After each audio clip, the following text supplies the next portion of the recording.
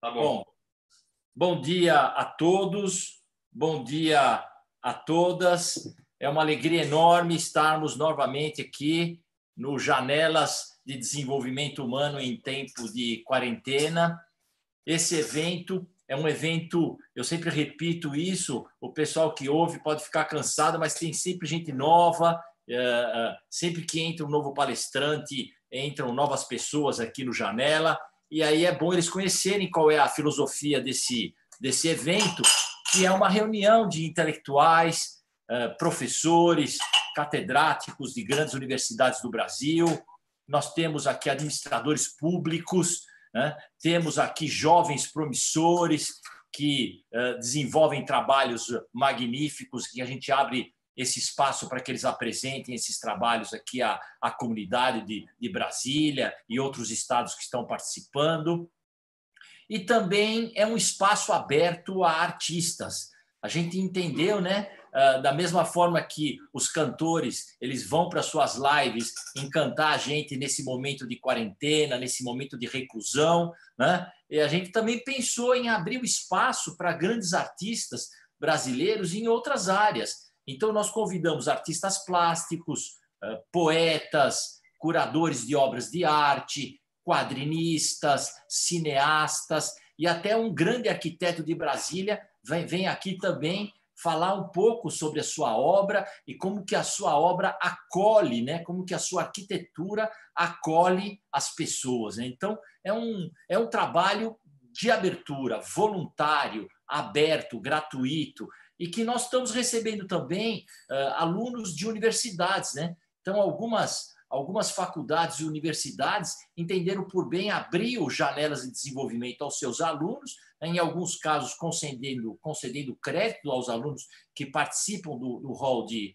palestras, e é com muito orgulho que eu falo que nós recebemos aqui em primeiro plano, nós recebemos as faculdades aqui que estão localizadas aqui em Brasília, que é a UniCeub, uma grande faculdade aqui da nossa região, tem uma história belíssima, a gente tem um grande respeito por o pessoal que construiu essa universidade já bonita, né, cheia de qualidade.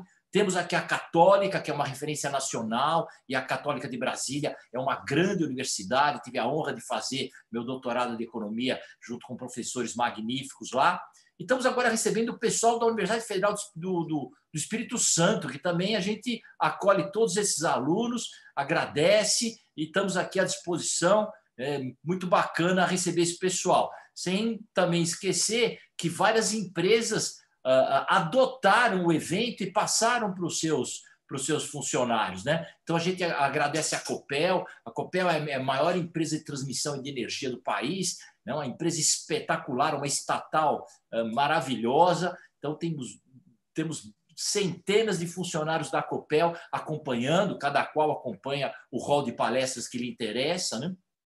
E temos várias organizações públicas também, os tribunais estão com a gente, o Cefaz, né, de todos os estados, eles estão sempre presentes. A gente agradece a participação da Secretaria da Fazenda, o pessoal que cuida das universidades corporativas, né? Temos o pessoal da Presidência da República também que está acompanhando o evento. Agradeço a todos aí na figura do André, né, que faz um trabalho belíssimo de gestão de pessoas lá na Presidência da República. Bom, enfim, eu não quero esquecer aqui ninguém, tem muita gente boa participando e a gente agradece muito a todos.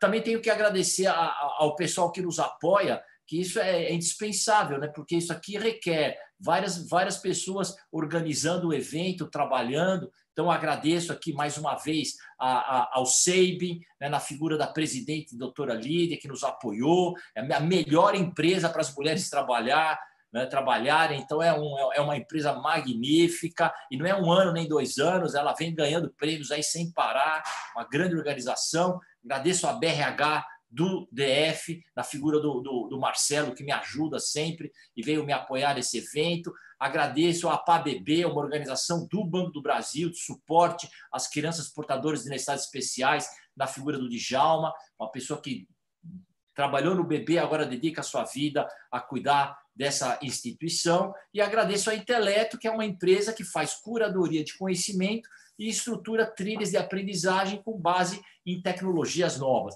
Então, esse pessoal está nos ajudando. Agradeço o Felipe, que é diretor da Inteleto, que está dedicando o seu tempo para isso. Agradeço o Diego, que é o diretor de operações também dessa empresa Inteleto, que se dedica a esse trabalho. Então, sou grato a todos, e ainda ao Eduardo, que é um rapaz que está trabalhando com toda essa questão de baixar os vídeos, subir para o YouTube, isso dá um trabalhão danado, editando material. Agradeço o Eduardo. Então, sempre antes do evento, temos que agradecer aqui, viu, Vanks? E hoje eu estou recebendo o Vanks. O Vanks, eu conheço ele desde menino, né? Então, quando ele começou a carreira dele, quando você começou a tua carreira, Vanks, eu já percebi que você era um cara inteligente e obstinado, né? Então, que você iria fazer uma carreira pródiga e promissora. E eu senti orgulho, né, de ter um monte de jovens aí fazendo a nossa sucessão, porque a gente quer isso, né? Então, tem uma geração, depois chega a nova, né?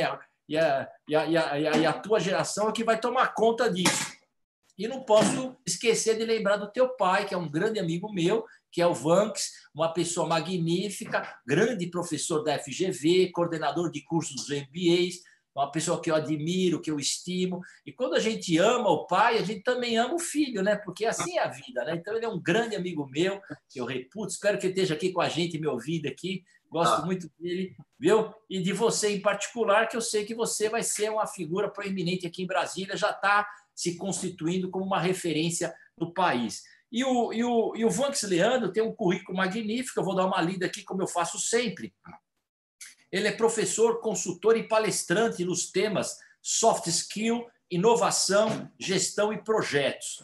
Ele é cofundador da Brasília School of Business. É mestre, administrador especialista em política e estratégica pela Escola Superior de Guerra e em Project Management pela George Washington University. Muito bonito. Essa é uma grande universidade global aí que forma profissionais do mundo todo, né? Ele é master em PNL, facilitador em CNV e Liberating Structures, certificado no Sign-In Framework, e ele vem falar disso hoje, que é uma ferramenta maravilhosa em gestão de pessoas em situações de crise, como nós estamos vivendo, e design e além disso, também design in thinking professional. Leciona como convidado em instituições de renome, como na FGV, no IBMEC e na ENAP. Participa de movimentos globais, né? Vários. Ele tem uma atuação social muito bonita. É mentor de startups e coautor do Canvas de projetos. Gosta de desconstruir e construir conceitos, inspirar e capacitar pessoas com estratégias práticas para alcançar resultados. Vanks, estou muito feliz que você está aqui comigo. Vai continuar comigo em vários eventos, viu, cara? Você é figurinha nossa aqui. Então, eu desejo uma excelente palestra, e a sua palestra encaixa num contexto de várias palestras que vêm acontecendo e as pessoas falando de novos arranjos, né, colaborativos, de do problema da crise, como é que isso entra, né, no contexto da gestão. E aí, eu sabendo disso, eu fui buscar você para trabalhar exatamente uma perspectiva também bem pragmática desse negócio aí, que você é um cara que vai lá para a ação, para o projeto. Então, a janela é sua, você fique à vontade. Quando a sua exposição terminar, eu estou atento, se precisar de mim é só chamar. Quando a sua exposição terminar, eu vou estar aqui fazendo curadoria do chat e selecionando perguntas para lançar para você. Tá bom, meu caro? Boa palestra e muito obrigado, Vanks. Valeu. Gente, bom dia, tudo bem? Eu queria, primeiramente, agradecer aí essa grande oportunidade de falar nesse evento. Eu estou nervoso. Eu assisti as outras palestras lá do Ricardinho, quando começou com ele. E é engraçado, assim, porque, para mim, esse evento está sendo um marco na minha carreira. Eu acho engraçado porque eu estava pensando nisso essa semana e mais forte ontem, né? Que quando eu comecei lá na FGV, que nem você falou, eu comecei lá em 2000 e alguma coisa aplicando prova. Eu comecei lá na época da professora Socorro, né? E eu lembro que eu falei para ela, professora, eu quero ser professor da FGV. Ela falou, beleza, mas primeiro você vai ter que fazer um monte de... Primeiro você tem que ter um título de mestrado, né? Fora você tem que ganhar experiência. E eu lembro que quando ela falou de ganhar experiência, aí eu mirei alguns professores, assim, que eu tenho que me basear em alguns professores, que eu sempre pensei dessa forma, né? para eu poder aprender com eles. E um dos caras que eu mirei foi justamente você, Carbone. Sempre uma referência na área aí, sem dúvida nenhuma, professor sempre muito bem avaliado. E hoje eu estou aqui nesse evento contigo, e com professores que eu admiro, que nem o Humberto Falcão, que falou ontem, né, uma palestra magnífica, com a Gardênia, com a Maria Eugênia. São professores aí, sim, altíssimo nível. E eu estou aqui, eu estou, como eu te falei, nervoso até de estar aqui nesse evento assim, tão legal, tendo essa oportunidade de falar. Então, agradeço muito a oportunidade de estar aqui. Beleza? Você é muito bom, não precisa ficar nervoso, não. Manda brasa aí que você vai ser um show, cara. Tamo junto. E meu pai também está assistindo, né? Ele mandou mensagem: a sua palestra eu vou assistir. Já assisti algumas, mas a sua também eu vou assistir. Grande Vanks. Abração, meu amigo Vanks Pai. Um abraço. Vamos lá. Vamos lá. Gente, eu vou compartilhar aqui, então. Então, a gente vai falar aqui sobre esses novos domínios para tomar decisão em RH. A gente vai colocar... A tomada de decisão, ela pode ser, obviamente, em qualquer contexto, mas eu vou dar uma frisada aqui maior no contexto de RH, de pessoas, e a gente vai explorar essa ferramenta magnífica que é o Cynefin Framework. Os autores chamam de Cynefin. Sim, porque é uma palavra, esqueci da origem dela, mas norte alguma coisa lá. Mas Cynefin. Então, assim, é como o pessoal, os autores chamam. A gente pode chamar de Cynefin também, do jeito que a gente quiser, né? Mas é um framework muito interessante, bem legal, muito útil nos momentos atuais. Eu vou começar fazendo um contexto que a gente está vivendo hoje em dia, para a gente depois entrar no Cynefin, para a gente entender a complexidade que a complexidade e a dinamicidade que nós estamos vivendo hoje em dia. Então, começando assim, com esse novo normal que era o VUCA. O que é interessante quando a gente fala de VUCA, que é o mundo volátil, incerto, complexo e ambíguo, é que ele era o novo normal até o Covid-19. Isso é interessante, né? Para você ter ideia, eu passei os últimos 1 ano e meio, mais ou menos, dando palestra pelo Brasil, né? Mas principalmente em São Paulo, que o mercado lá é maior, né? Dando umas palestras. Eu lembro que no último 1 ano e meio, antes desse Covid, eu começava algumas palestras quando era na área de inovação e tal, na área de soft skills, eu falava do contexto que a gente está vivendo e falava de VUCA. Eu lembro que 1 ano e meio atrás, quando eu começava a palestra falando de VUCA, eu pedi ao pessoal, quem conhecesse o termo, levante a mão. 80% só 20% do pessoal levantava a mão. 80% nunca tinha ouvido falar de VUCA. Então, assim, e engraçado que logo antes, ainda no início desse ano, antes do Covid, eu dei uma palestra também. Aí fui falar do VUCA. Aí quem aqui conhece de VUCA? 80%, 90% levantou a mão dizendo que já conhecia. Então o pessoal demorou 1 ano e meio, vamos dizer assim, na minha experiência, o pessoal demorou um ano e meio para poder se acostumar com esse conceito de VUCA do mundo, de volatilidade, de incerteza, de complexidade e de ambiguidade. Eu fiz até um post um tempo atrás para poder explicar na prática esses conceitos, que eu percebi que muitas vezes ficava só na teoria, né, esse contexto, e deu até bastante likes lá, bastante curtido. Depois, quem quiser dar uma olhada lá, que é bem interessante, dando exemplos práticos, peguei notícias que estavam saindo e fui dando exemplo de volatilidade, incerteza, complexidade e ambiguidade. Então, nós estamos, quando a gente se acostumou com o novo normal, que era a VUCA, de repente veio o Covid e a gente tem o que eu estou chamando do novo normal. Isso eu estou chamando assim. O pessoal tem que chamar de pós-normal, novo normal. Então, mas eu entendo que assim, os ciclos hoje em dia estão muito pequenos, estão muito curtos. Então, a gente tinha um mundo de um jeito, de repente a gente entrou no mundo VUCA, de repente não teve, óbvio, tem uma transição, entramos no mundo VUCA, que é volátil, incerto, complexo e ambíguo, e agora estamos no novo normal, que eu estou chamando de DRIS, que ele é direto, relacional, independente e seguro. O que significa isso? Quando a gente fala que o mundo é direto, esse novo normal, ele é direto, eu acho que o grande exemplo desse mundo direto são as lives que estão ocorrendo. Você vê que um cantor, ele pega uma banda, um conjunto, ele coloca um acesso à internet e ele faz um grande evento para milhões de pessoas sem ter nenhum intermediário. Entendeu? Então, assim, o mundo, vê também a questão do blockchain e várias outras tecnologias que estão surgindo aí. Então, o mundo hoje em dia é um mundo direto. Nós não precisamos de intermediário para fazer nada. Vê esse evento aqui, por exemplo.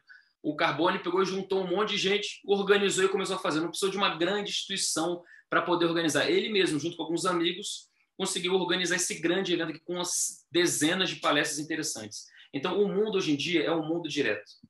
Outra característica é o mundo relacional. Você vê que o que está tendo valor, eu entendo que a gente estava na era do a gente passou pela era da informação, era do conhecimento, e eu entendo que agora nós estamos vivendo a era das relações.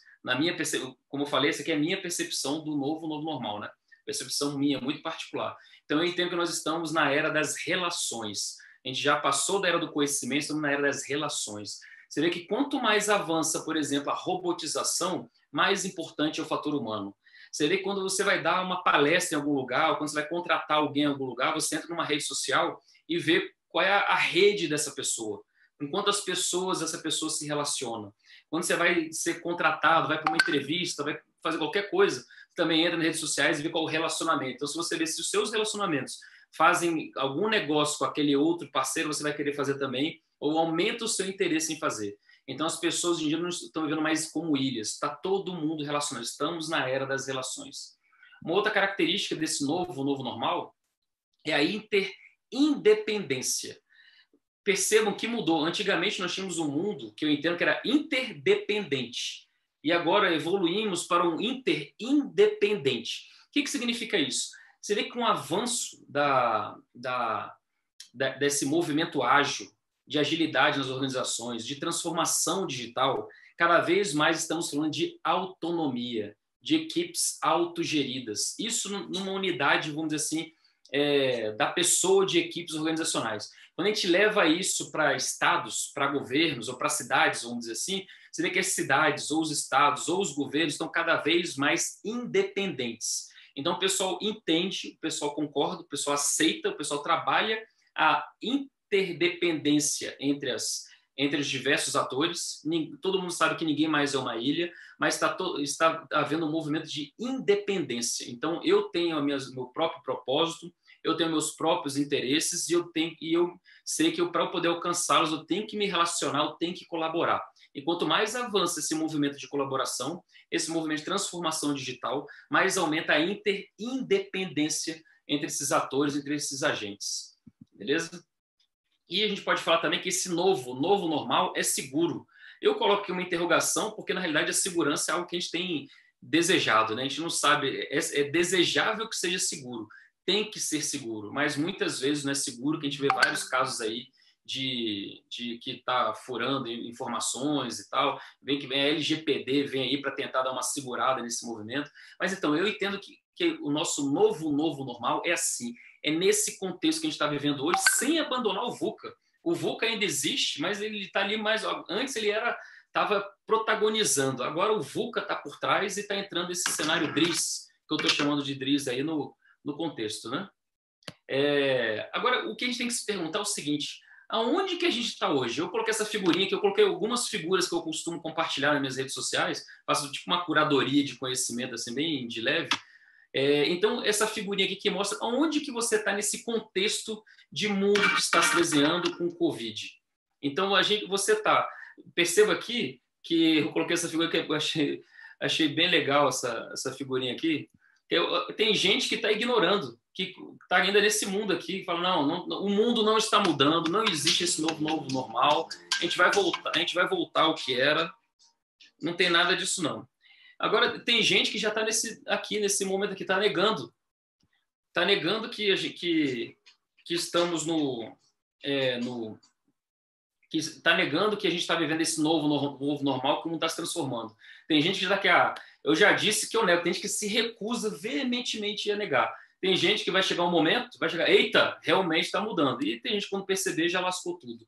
Então, a gente tem que perceber qual é o contexto, onde a gente está vivendo hoje em dia. O contexto hoje em dia é cada vez... nós entendermos o contexto é cada vez mais fundamental, cada vez mais fator crítico de sucesso, para a gente conseguir tomar nossas decisões, a gente poder navegar nesse mundo que é muito dinâmico. Esse novo normal, se esse ciclo de VUCA já durou aí, apesar de ele ter sido criado no final ali da década de 60, 70, lá pelo exército americano, mas ele se popularizou agora, nessa segunda década do novo milênio, agora nesse 2010 alguma coisa, né? Então, assim, imagina se ele durou 10 anos e mais fortemente aqui no Brasil, vamos dizer, nos últimos 2, 3 anos que se popularizou, imagina esse novo ciclo que está começando agora, do novo normal, que eu estou chamando de TRIS.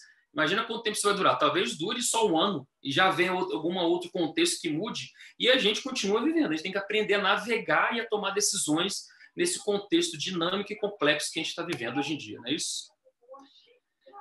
Aí eu trago para vocês aqui uma pesquisa que é bastante interessante, aqui, que saiu recentemente, muito recentemente, uma pesquisa da Fortune, aquela revista, aquele site da Fortune, que ele fez uma pesquisa com os 500 CEOs das maiores empresas. Então, os 500 maiores CEOs, ou 500 CEOs das 500 maiores empresas do mundo. E eu separei aqui 3 pontos interessantes que eles mostram a percepção deles em relação ao que a gente está vivendo. Porque imagina, esses camaradas que tocam essas grandes empresas, eles têm o poder, de certa forma, de moldar o mundo que a gente está vivendo. Nós somos de grandes empresas, como Apple, IBM, Amazon e por aí vai. Certo? Então, olha só, olha interessante essa aqui. Perguntou assim, como você acha que a transformação tecnológica está sendo afetada na minha empresa? A maioria, achou 75%, falou que acelerou a transformação tecnológica. Esse é um ponto bastante interessante, que eu entendo que antes desse movimento, antes do Covid, já existia uma previsão do Gartner Group, por exemplo, que até 2020, 80%, se não me engano, das organizações estariam vivendo uma transformação digital. Então, existia basicamente alguns perfis no mercado. O camarada que se recusava a entrar na transformação digital, o camarada que eu vou começar, mas não começava, o camarada que começou, mas não saía do lugar, e o camarada que já estava vivendo a transformação digital, e alguns que já estavam bem evoluídos na transformação digital. Agora, com o Covid, simplesmente todo mundo foi catapultado para a necessidade de fazer uma transformação digital. Então, acelerou todos os projetos, todas as iniciativas. Você vê que agora a gente está fazendo compra de mercado e etc., tudo por aplicativos e tal. Então, o pessoal...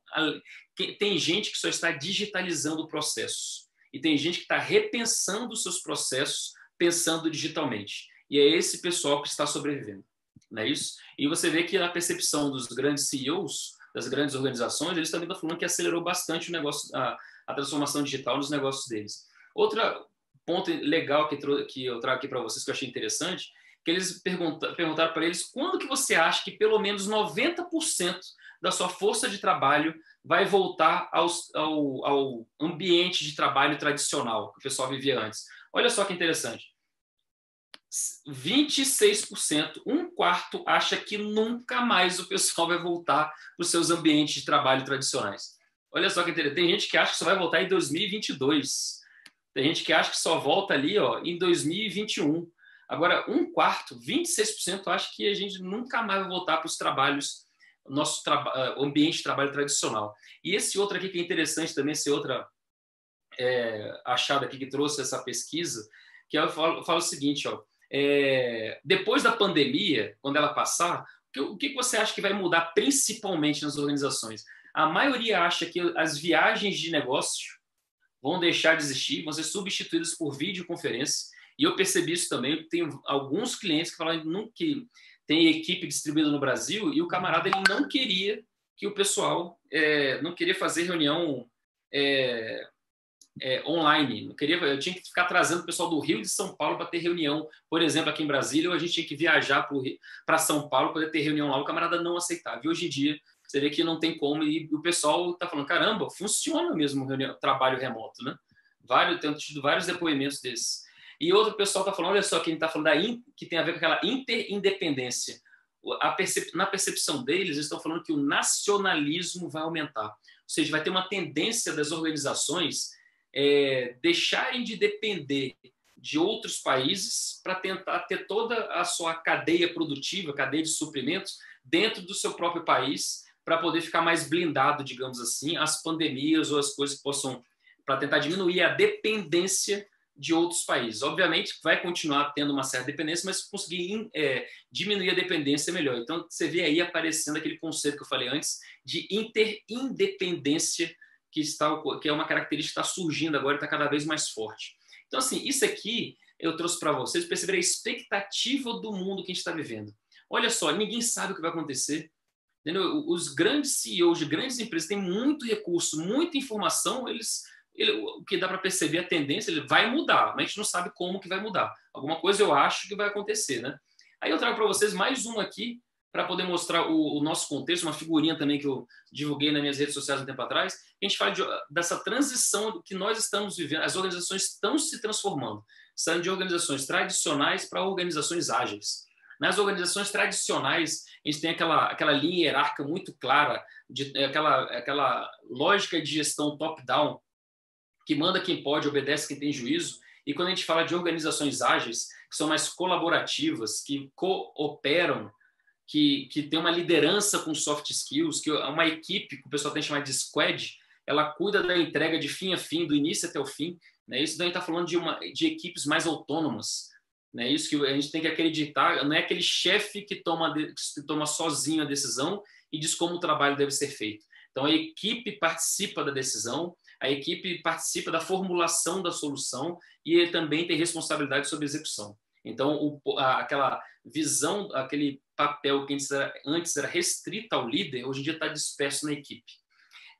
As organizações tradicionais também antes eram mais individualistas, então eu coloco até aqui aquele jargão, aquela frasezinha que eu já ouvi em diversas organizações, o ema, ema, ema, cada um com seus problemas, o pessoal pensando mais de forma colaborativa. Então, o pessoal percebe que todos juntos que tem um melhor resultado. Então, se eu já estou liberado, se eu posso ajudar uma outra equipe, um outro trabalho, por que não, né? E está mudando o foco em resultado para um foco no valor. Então, assim, isso é muito interessante, que antes, quando falava somente resultado, era muito mais só show me the money, e hoje em dia está com esse foco de valor, percebendo que você está agregando valor. Então, o dinheiro, o resultado financeiro, entra como um dos componentes da equação de valor. Não é o único a variável interessante quando a gente está falando dessas organizações. Agora, imagina isso. Eu trouxe até coloquei aqui uma dica de livro, que eu tive o prazer de participar da tradução desse livro aqui para o português, que é esse livro Reinventando as Organizações. Quem não conhece, recomendo muito que leia esse livro, que ele fala esses estágios, tem aqui nessa figura aqui desses círculos, esses estágios de evolução das organizações, que sai desde uma organização tribal, que é esse vermelhinho aqui, até uma organização teal, que é essa cor aqui, esse verde meio âmbar aqui, que é verde meio esmeralda, né? Que é a organização teal, e ele vai narrando como é que foi essa evolução desde os tempos tribais até as organizações mais modernas hoje em dia. Ele mostra o que cada uma trouxe de contribuição para a gestão e apresenta exemplos práticos. Não é um livro teórico, isso que é o mais massa desse livro. Ele não é um livro teórico, ele dá exemplos práticos que a gente conhece, que a gente pode entrar no Google e pesquisar essas organizações, de cada estágio da evolução das organizações. Então, olha só, nós hoje estamos vivendo essa mudança organizacional e participando de grupos de discussão, por exemplo, desse Reinventando as Organizações. Um grande problema que a gente está tendo hoje, quando a gente está migrando para essas organizações ágeis, tem organizações que estão aqui na seta ainda, que já meio que estão querendo abandonar a organização tradicional, estão na seta, estão em transição, e tem algumas organizações que já estão mais para cá, na organização ágil do que na organização tradicional. Agora, o grande desafio dessa organização ágil é, por exemplo, com relação à remuneração. Imagina, eu lembro quando eu entrei numa grande consultoria global, um tempo atrás, que até atuei como diretor lá, eu lembro que quando eu cheguei lá, simplesmente não tinha job description, não tinha aquela descrição do trabalho. Eu cheguei lá e assim, não tinha nem lugar para sentar.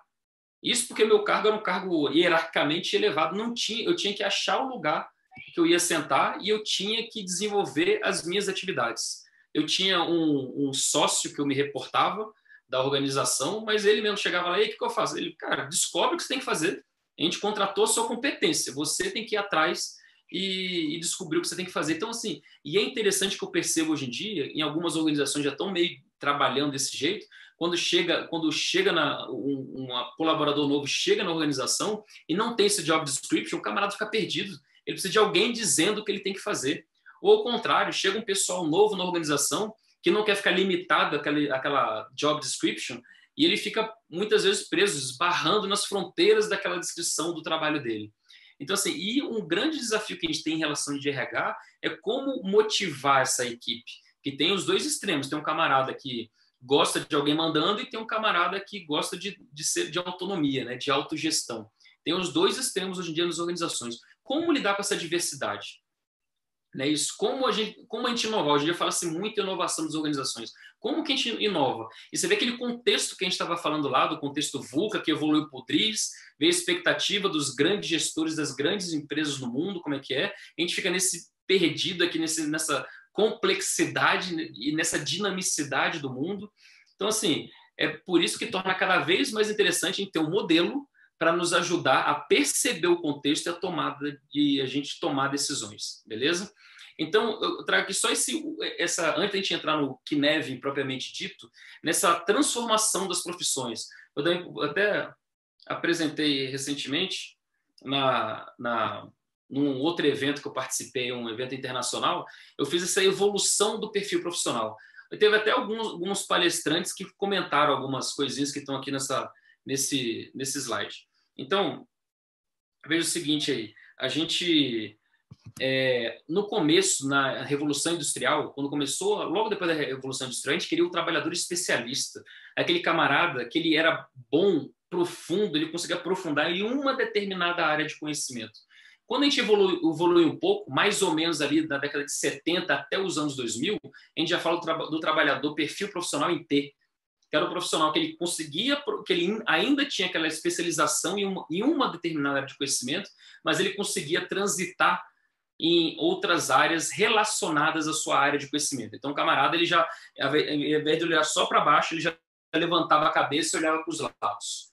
Então, esse é o famoso trabalhador sistêmico, que ele vigorou no mercado aí até os anos 2000. Depois evoluímos mais um pouco, que a gente chama de trabalhador executivo, que foi mais ou menos dos anos 2000 até 2015, que o camarada ainda era especialista em uma determinada área de conhecimento, mas o camarada aqui ele tinha que ter um conhecimento em liderança e conhecimentos em gestão estratégica para ele poder operar. Você vê que aquela abordagem que era em T, que era esse platô aqui de cima do T, que é o conhecimento genérico em áreas de conhecimento, você vê que ele evoluiu um pouquinho para esse conhecimento de liderança, de aspectos de gestão estratégica.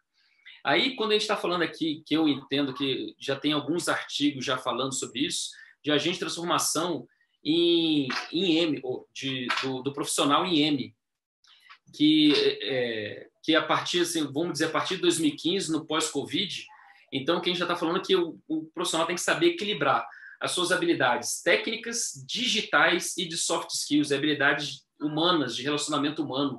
E continua tendo aquela necessidade, aquela visão multidisciplinar e de colaborar multidisciplinarmente. Então, isso é interessante.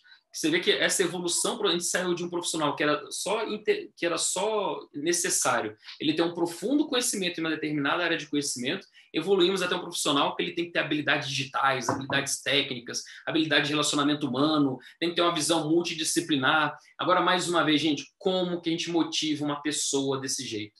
Como que a gente consegue criar profissionais desse tipo nas organizações? E como é que a gente ajuda um profissional desse na tomada de decisão?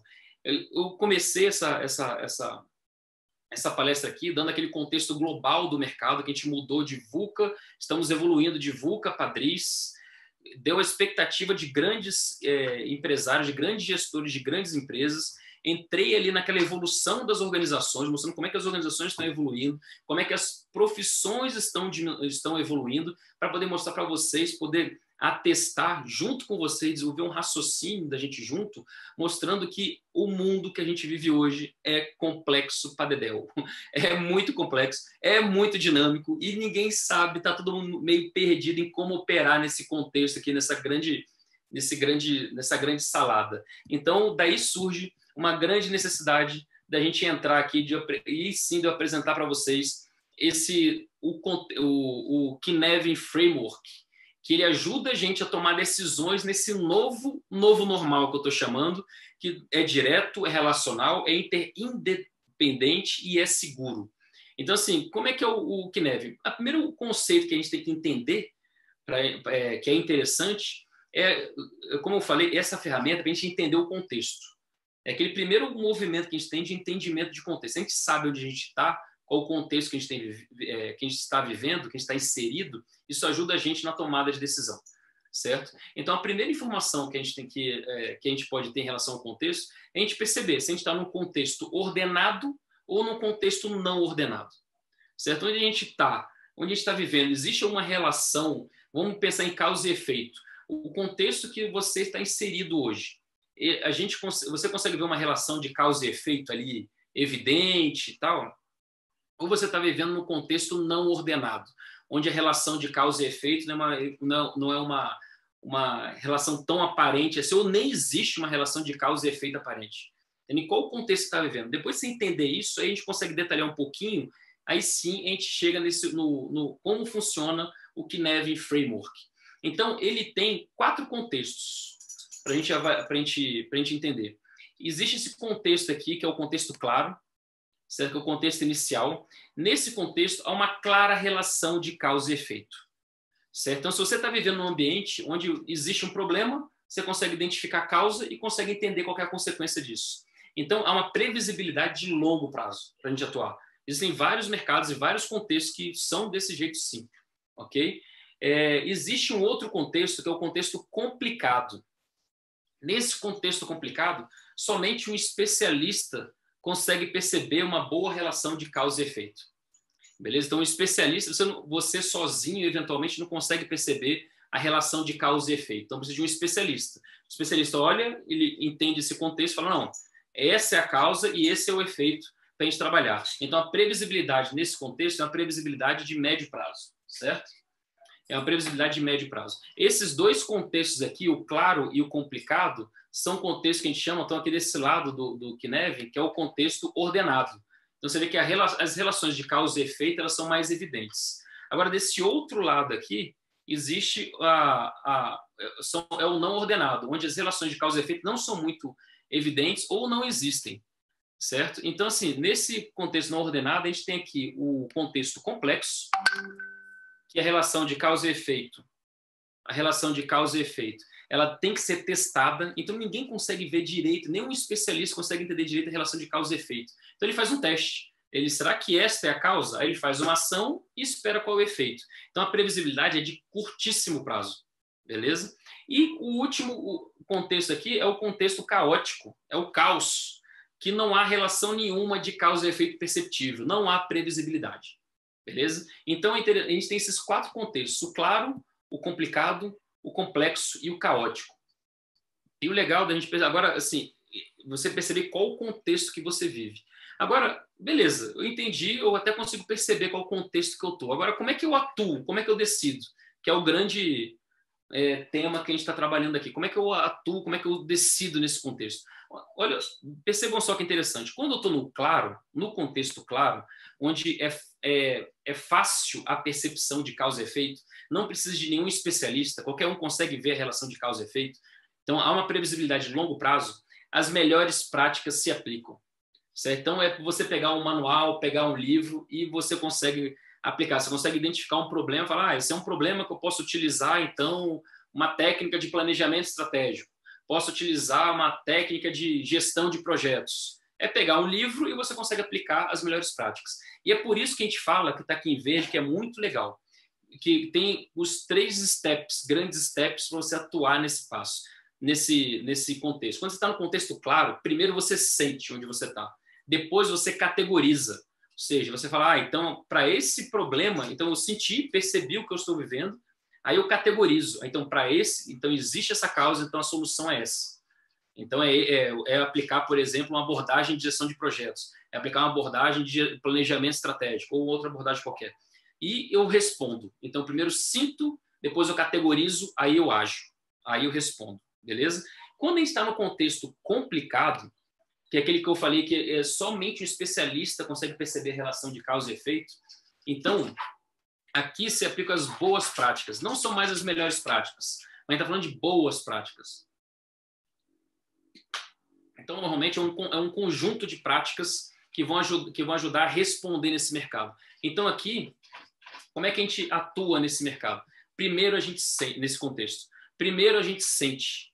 Depois, a gente analisa. Então, precisa do especialista para ele poder analisar as variáveis, ele identificar as variáveis, identificar as causas, e aí sim ele responde. Então, aí já tem que ter uma análise. Você vê que no outro, no claro, é somente categorizar.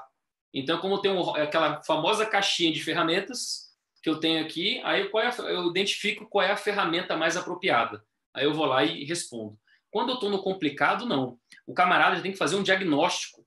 Então, ele já tem que fazer um diagnóstico, uma análise, ponderações, para aí sim ele poder responder. Beleza? Quando ele está no contexto complexo, que aquelas causas e efeitos têm que ser testados, então a gente fala que aqui, na verdade, a pessoa tem que explorar. Ela tem que ir tateando o contexto para poder ver qual é o resultado que aquela ação dá. Entendeu? Então, aqui, a pessoa primeiro sonda, como a gente está falando aqui. Então, primeiro ela testa, ela vai testando. Aí, depois, ela sente o que aconteceu. Aí, sim, ela consegue responder.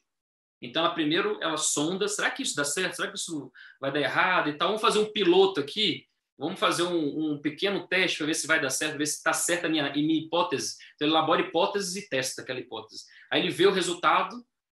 Beleza. Aí, ele vai e responde. Aí, sim, ele responde com propriedade. Beleza? E no último aqui contexto é o contexto caótico do caos. Então é interessante, se você vive no caos, a primeira coisa que você faz não é ficar parado pensando. A primeira coisa que tem que fazer é agir. A primeira coisa que a gente faz é agir. A gente age, depois a gente vê o resultado, aí a gente responde. Então, quando a gente está no caos, não adianta a gente ficar pensando, analisando, tentando arrumar uma solução já de prateleira, não vai adiantar. É já agir, é partir para ação. Certo? Agora, o legal desses contextos aqui, que eu acho que vocês devem ter achado também bem interessante, né? Eu, pelo menos, acho bem interessante, é você perceber onde você está e você vai se deparar em algumas situações que você está num ambiente claro, por exemplo, e tem gente que quer primeiro sondar, quer ficar testando. Ou ao contrário, você está num contexto complexo e tem gente que quer vir com uma forma pronta e colocar ali. Não vai dar certo, gente. Se você está num contexto complexo, primeiro tem que sondar, tem que experimentar. Se você está num contexto complicado, então não adianta também vir com uma fórmula pronta. Você vai ter que fazer um diagnóstico, uma análise. Entendeu? Então, assim, é interessante você perceber onde você está, porque você vai ver em diversas situações práticas de mercado, você vai perceber o pessoal vindo com soluções que não são adequadas ao contexto que você está inserido. Então, você entender o contexto que você está já ajuda a eliminar um monte de soluções possíveis. Entendeu? Então, e alocar o esforço mais direcionado para poder encontrar a solução mais adequada. Beleza? Então, por exemplo, só para vocês perceberem também, outra coisa que é interessante do Knev é que essa transição entre os contextos podem ocorrer sem você querer. Por exemplo, imagina o seguinte, acho que um caso muito legal é aquele caso daquele piloto Sully, que ele saiu lá de Nova York, ele pousou lá no rio Hudson, lá em Nova York, né? Lembra? Aquele que tem até filme no Netflix, aí o filme que é com o Tom Hanks.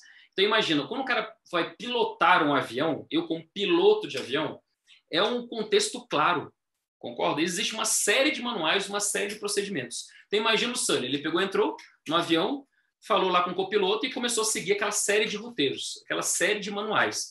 Cheque isso, cheque aquilo, cheque o motor, cheque o combustível, checa se os flaps estão funcionando, seguindo uma série de manuais. Ok, que ele estava vivendo, ele estava aqui nesse contexto, claro. Né? Isso de previsibilidade, ele sabe que horas ele vai decolar, que horas ele vai pousar, sabe quantas pessoas tem ali, quanto combustível ele vai gastar, sabe sabe tudo. Assim, então é muito previsível, uma previsibilidade de longo prazo. Na hora que ele decolou, deu aquele probleminha lá que, na hora que ele decolou, veio aquelas aves e entraram na turbina do avião e estouraram a turbina do avião. Naquele momento que a turbina estourou, ele saiu do claro e entrou no complicado. Então, quando ele entrou ali no complicado, então, lembra que era um especialista, ele consegue analisar a situação e tomar uma decisão? Então, naquele mesmo momento, rapidamente, ele já entrou, caiu do claro para o complicado, de repente, ele analisou aquele conteúdo, ele, caramba, deu pau aqui na turbina. O que eu tenho? Aí ele analisou rapidamente e falou, vamos tentar isso, joga combustível daqui para lá e tal. Ou seja, ele já conseguiu também, treinado, ele conseguiu analisar a situação e responder rapidamente. Aí, de repente, ele percebeu que as ações que estavam previstas, as boas práticas, que já existem manuais também de várias, que juntou uma com a outra para dar a resposta, muito baseado naquele fator humano, na percepção humana. Ele deu a resposta dele, ele percebeu que a resposta não foi suficiente. Aí, de repente, ele foi catapultado aqui à complexidade. Então, de repente, ele estava aqui. Então, ele começou a testar naquele momento. Ele começou, vamos ver se funciona isso, vamos tentar pousar ali. E à medida que ele ia fazendo, vou tentar virar para cá, e via a resposta. Opa, não deu. Vou tentar virar para cá. Opa, não deu. Vou tentar subir. Eita, não deu. Vou tentar descer, vou tentar fazer. Ele foi testando várias coisas e foi vendo a resposta, e aí ele foi respondendo. Então, neste momento, ele já estava ali neste contexto, que era um contexto complexo. De repente, ele viu que nada funcionava. Mesmo ele tentando agir, nada funcionava. Ele caiu imediatamente no caos. Que ele não sabia. Aí ele tomou uma decisão muito rápida, que ali não é ficar pensando, não é mais ficar analisando. Vamos pousar no rio. Ele simplesmente foi lá e decidiu pousar no rio e ver o que ia dar. Concorda? Ali é muito assim, ele decide pousar no rio, vê o que vai dar e sim ele responde. Então ele caiu no caos. E naquele mesmo momento que ele cai no caos, naquele mesmo momento que ele pousa, na hora que ele pousa na água, já começam os procedimentos de evacuação do pessoal. Naquele exato momento que ele respondeu que deu certo, ele caiu no contexto claro. Ou seja, seguiu uma série de manuais de procedimento, de o pessoal sair com a cabeça baixada, de colocar aquele escorregador. Então, percebam como você entender o contexto que você está, ele te ajuda na tomada de decisão. Certo? E outra coisa que é interessante é você perceber que você pode ser, eventualmente, catapultado de um contexto para outro à revelia. Não é você que decide, muitas vezes, estar no claro, estar no complicado. Às vezes você toma uma atitude, essa atitude te joga no complicado ou te joga no caos de uma vez só. Entendeu? Ou então, agora, outro ponto isso é muito legal, né, gente? Eu acho fantástico esse modelo. Aí eu trago para vocês aqui um ponto que é interessante também, que essas transições entre os contextos não ocorrem só à revelia. Elas também podem acontecer deliberadamente. Ou seja, você pode jogar, conhecendo os contextos, você pode mexer nas variáveis desse contexto, acrescentando variável, retirando variável, ou como a gente fala também, incluindo restrições ou tirando restrições para poder mudar de contexto. E eu vou apresentar para vocês aqui já alguns contextos legais, algumas dinâmicas que já existem previstas, baseada na experiência prática. Gente, tem uma vasta documentação acadêmica sobre o Cynefin. Tem vários artigo na Harvard Business Review e outras revistas acadêmicas também que falam e explicam legal e aprofundam academicamente o Cynefin. Agora, o legal é que ele é uma ferramenta muito dinâmica. Então, tanto que, eventualmente, mudou agora no começo do ano o nome dos modelos e algumas coisinhas ali, que eu já estou trazendo a versão mais atual do Cynefin para vocês. Aí é interessante que, à medida que o pessoal aplica, vai surgindo novas coisas e vai atualizando o modelo. Isso é que é legal. Então, é um modelo bastante vivo. Então, eu vou apresentar para vocês essas dinâmicas. Então, olha só. Se você está num contexto, se você está nesse contexto complexo, que é aquele que, lembra, no contexto complexo, você tem que ir testando, tem que ir explorando, lembra? No contexto complicado, a gente precisa de especialista para ver relação de causa e efeito. Então, assim, as abordagens ágeis, elas se aplicam mais nesse mundo aqui, entre o contexto e o complicado. Então, você pode começar no contexto complexo, utilizam alguma metodologia, alguma abordagem ágil, vai te jogar no complicado, aquilo vai trazer, naquelas sprints que você faz, vai trazer um resultado que você vai avaliar, você vai cair de novo no complexo, baseado nisso, você vai transitando aqui entre o complexo e o complicado. Bem interessante isso aqui, né? Uma outra dinâmica que tem, essa dinâmica aqui da inovação disruptiva. Perceba que interessante. Você fica transitando a inovação disruptiva, ela fica transitando entre o complexo, o complicado e o caótico. Então é interessante que tem organizações que querem fazer uma inovação disruptiva, querem inovar disruptivamente e simplesmente o pessoal quer montar um contexto de especialistas, quer ficar num contexto complicado. Assim, não vai funcionar, gente. O camarada vai ter que cair no caos, naquela confusão que ninguém sabe o que fazer, aí vão agir, vai ter o resultado, vai ser catapultado para o complexo, o pessoal vai experimentar as soluções que funcionam, aí vai cair no complicado, onde o especialista vai conseguir operar aquilo ali, aí vai desandar, vai cair no caótico, vai ficar transitando aí. Então, a inovação disruptiva, ela ocorre entre esses contextos, o complexo, o complicado e o caótico. beleza? A inovação contínua, ela existe aqui no contexto complexo. Mais uma vez, isso é interessante que, de novo, tem organizações que querem fazer uma inovação contínua, ou seja, querem tornar a inovação um processo contínuo, né, na organização, um processo institucionalizado, mas querem colocar isso, querem institucionalizar isso como se fosse um processo, como é que eu vou dizer, um processo, como se fosse um processo de elaboração de um relatório ou de elaboração de um plano estratégico. Querem deixar o negócio ali muito, muito claro. Vou fazer, se eu fizer isso, eu vou conseguir inovar. Então, a inovação, ela ocorre de vários testes que são feitos, concordo? Várias explorações, dentro daquele funil de Utterback de inovação, né, que hoje em dia é utilizado até na área comercial também. Mas, então, várias tentativas são empreendidas e uma delas é que vai ter o sucesso econômico, né? E que vai ser considerada, então, inovação. Então, fica navegando ali dentro da complexidade, dentro do contexto complexo. E outro movimento que pode ocorrer, que é interessante para você fazer isso com consciência, é você se movimentar do complicado para o claro. O que é isso? Isso é quando você tem, por exemplo, uma situação, um problema no contexto de trabalho, que um especialista ele consegue resolver, ele vai lá, analisa, faz um diagnóstico, ele consegue resolver, aí depois manualiza isso e coloca no processo, e esse conhecimento é absorvido na organização. Eu lembro que eu fiz um trabalho, por exemplo, na Suzano Papéis e Celulose, um tempo atrás.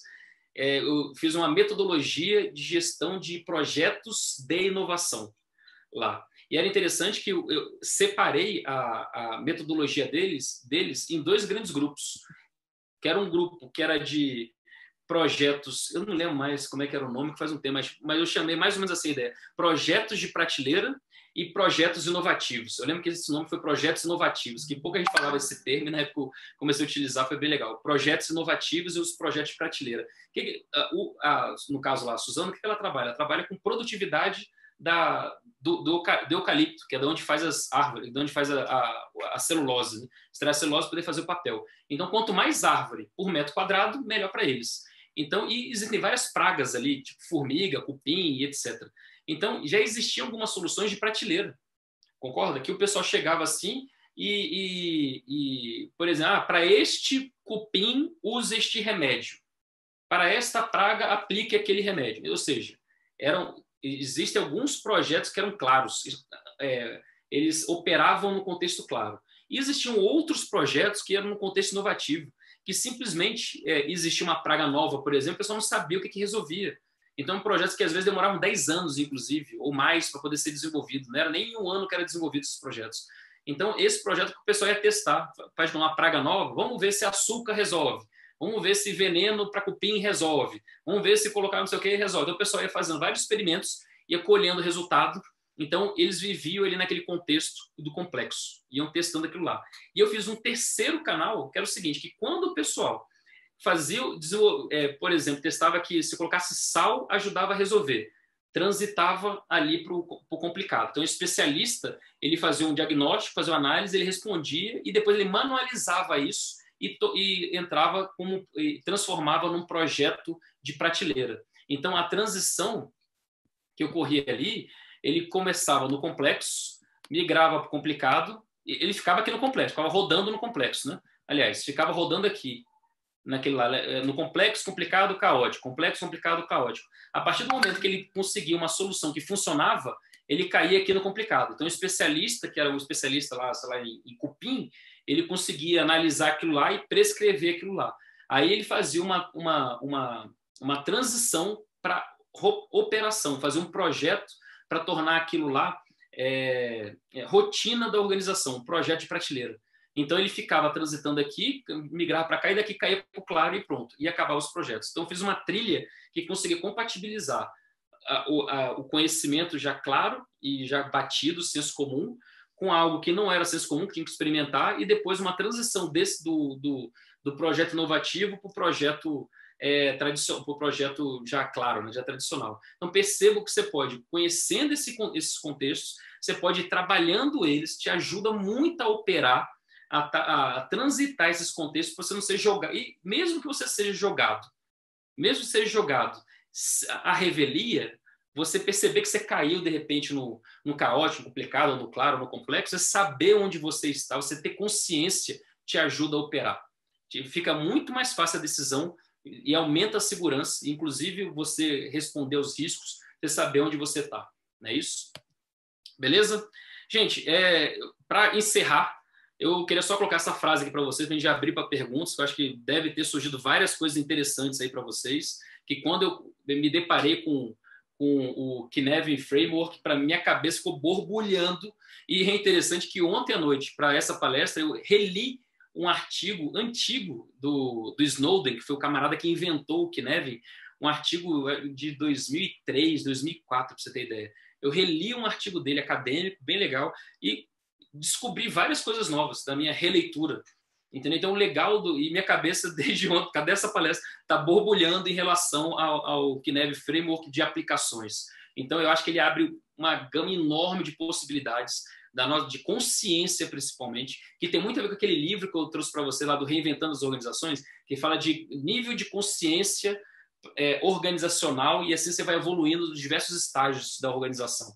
Então, acho que o Cynefin Framework te ajuda a evoluir no seu nível de consciência da organização e assim tomar decisões, pelo menos ter um contexto mais propício para tomar decisão e melhorar a sua resposta aos riscos que ocorrem, às restrições que ocorrem no nosso contexto. Então, eu queria encerrar com essa frase aqui que eu trago para você, uma frase que eu, digamos, inventei, né? Fala assim, nem todas as soluções vêm da análise retrospectiva. Isso é muito interessante, que eu vi eu lembro quando eu fiz meu primeiro curso de Design Thinking, que foi pelo MIT, que eu fiz.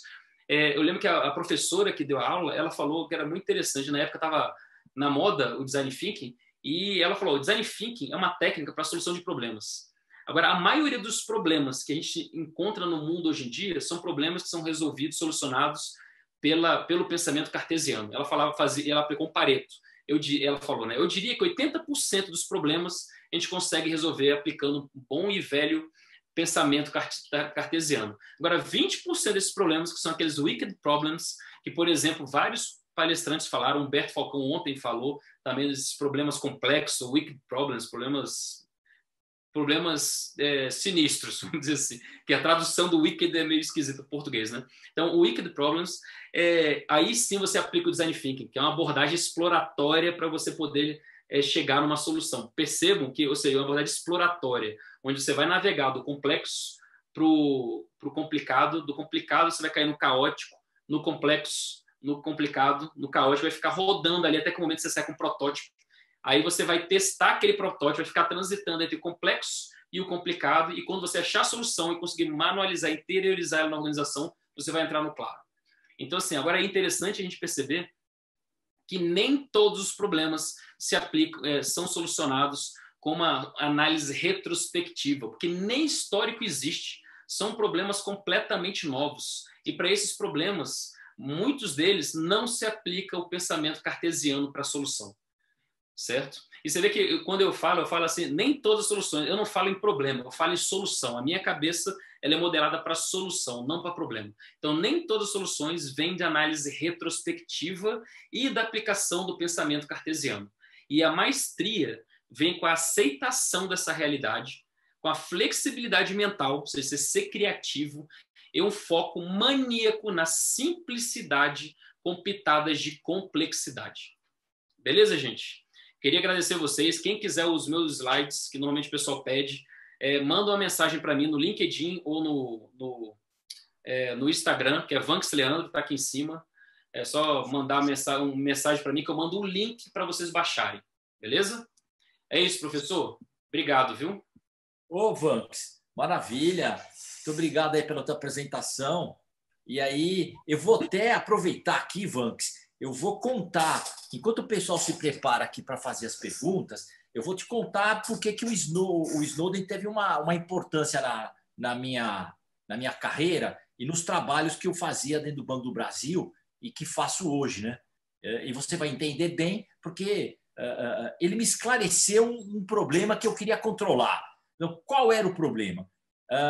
Eu tinha 100 mil funcionários na mão, tinha que entregar capacitação e queria controlar a competência do trabalhador. que significa? Vou entregar aquilo que melhor desenvolva a competência dos trabalhadores do Banco do Brasil. Tudo isso faz sentido, não faz? Só que eu fazia alguns testes e o que eu percebia? Quanto mais treinamento que eu entendia de alto nível eu entregava, pior os resultados da empresa na região que eu entregava. Uhum. Isso é um paradoxo. Como que se eu estou entregando algo de alta qualidade, eu não consigo mais identificar, né, desenvolver a competência do funcionalismo do jeito que eu queria? Bom, eu parti primeiro para um estudo absolutamente objetivo, no sentido de controlar. Eu acho que eu consegui bons resultados, mas eu não controlei tudo. O meu trabalho de doutorado foi entender quais ações de desenvolvimento geravam resultados.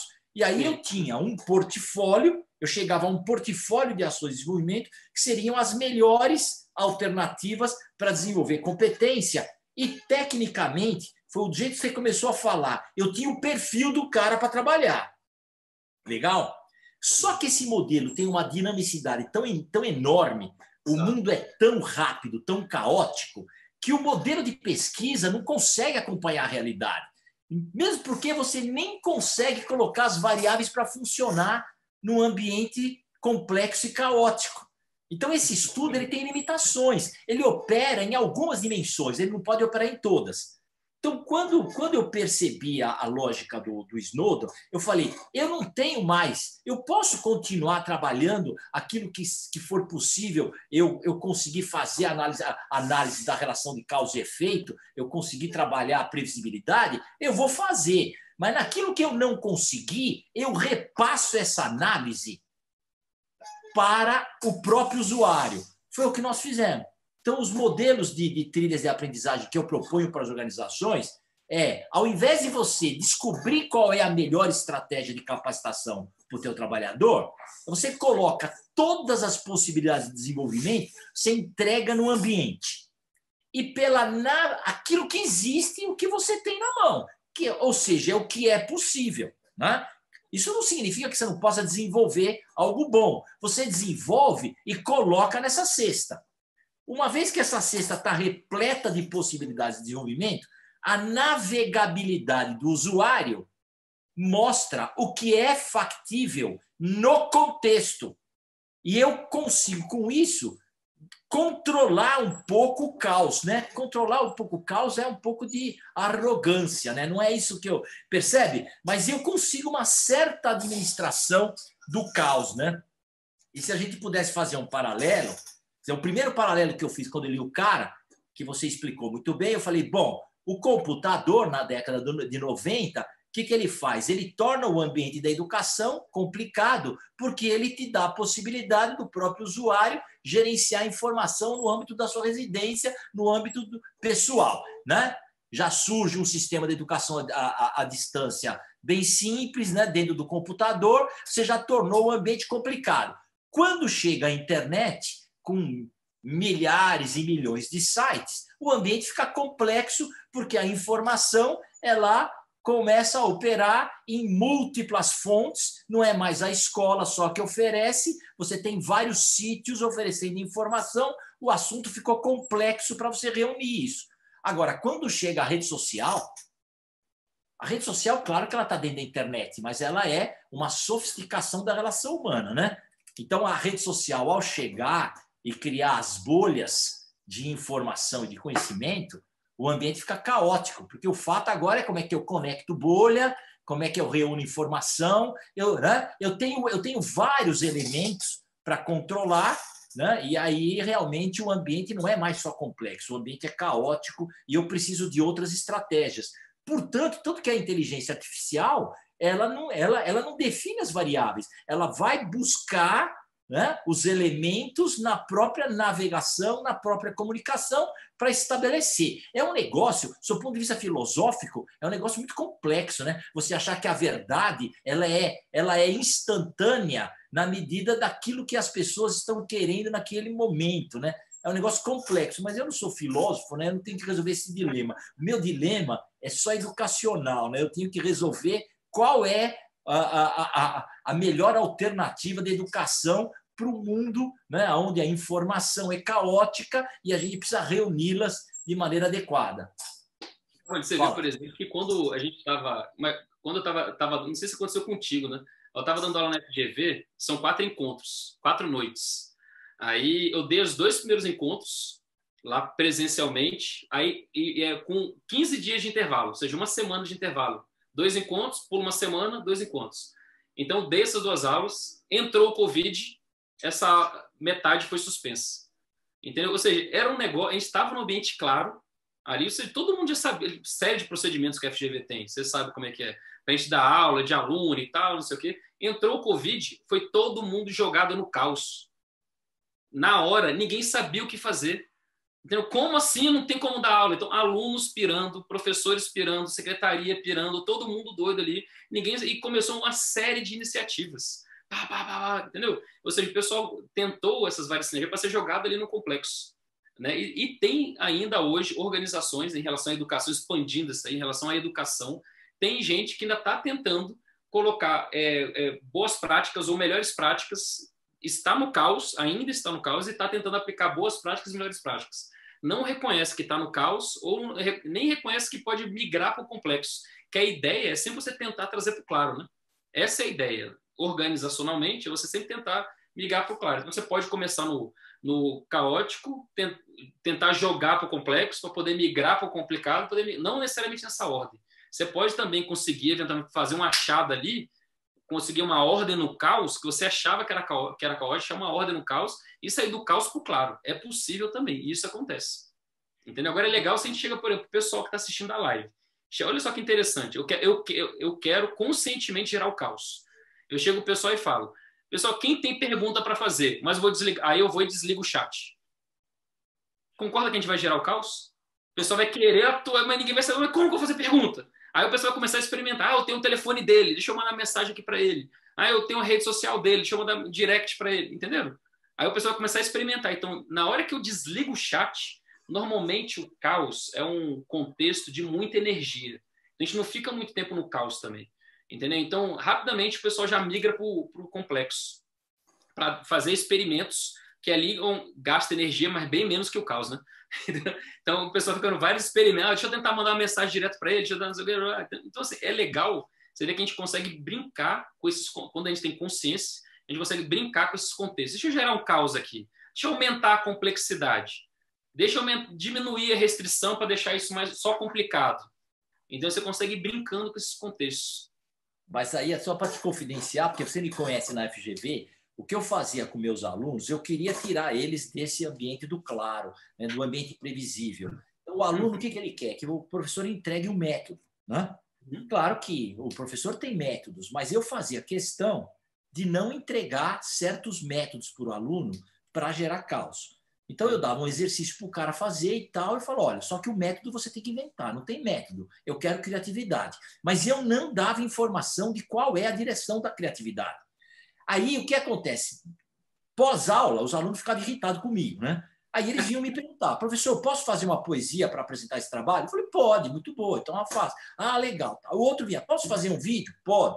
E o outro fala, outro grupo, posso fazer uma peça de teatro? Pode. O outro fala, posso fazer uma pintura? Pode. Posso fazer um jogral? Pode. Mas pode tudo? Pode tudo. Mas você tem que descobrir o melhor método para passar o conhecimento. Até um dia, né, vou até te confidenciar, não sei se você viu isso, eu pedi, o pessoal me falou que queria fazer uma peça de teatro, né, reproduzindo um filme muito famoso, né, que é O Pagador de Promessa. Eu falei, pode? Falei, posso. Aí os caras fizeram uma cruz que pesava uns 60 quilos e vieram carregando a cruz na escola, e criou uma confusão danada. Mas eu acho que foi o momento mais criativo que teve dentro do meu curso, entende? Quando você cria, quando você gera o caos para gerar novas alternativas, né? Porque aí o aluno pensa, ele reflete como que ele tem que sair daqueles modelos padronizados, né?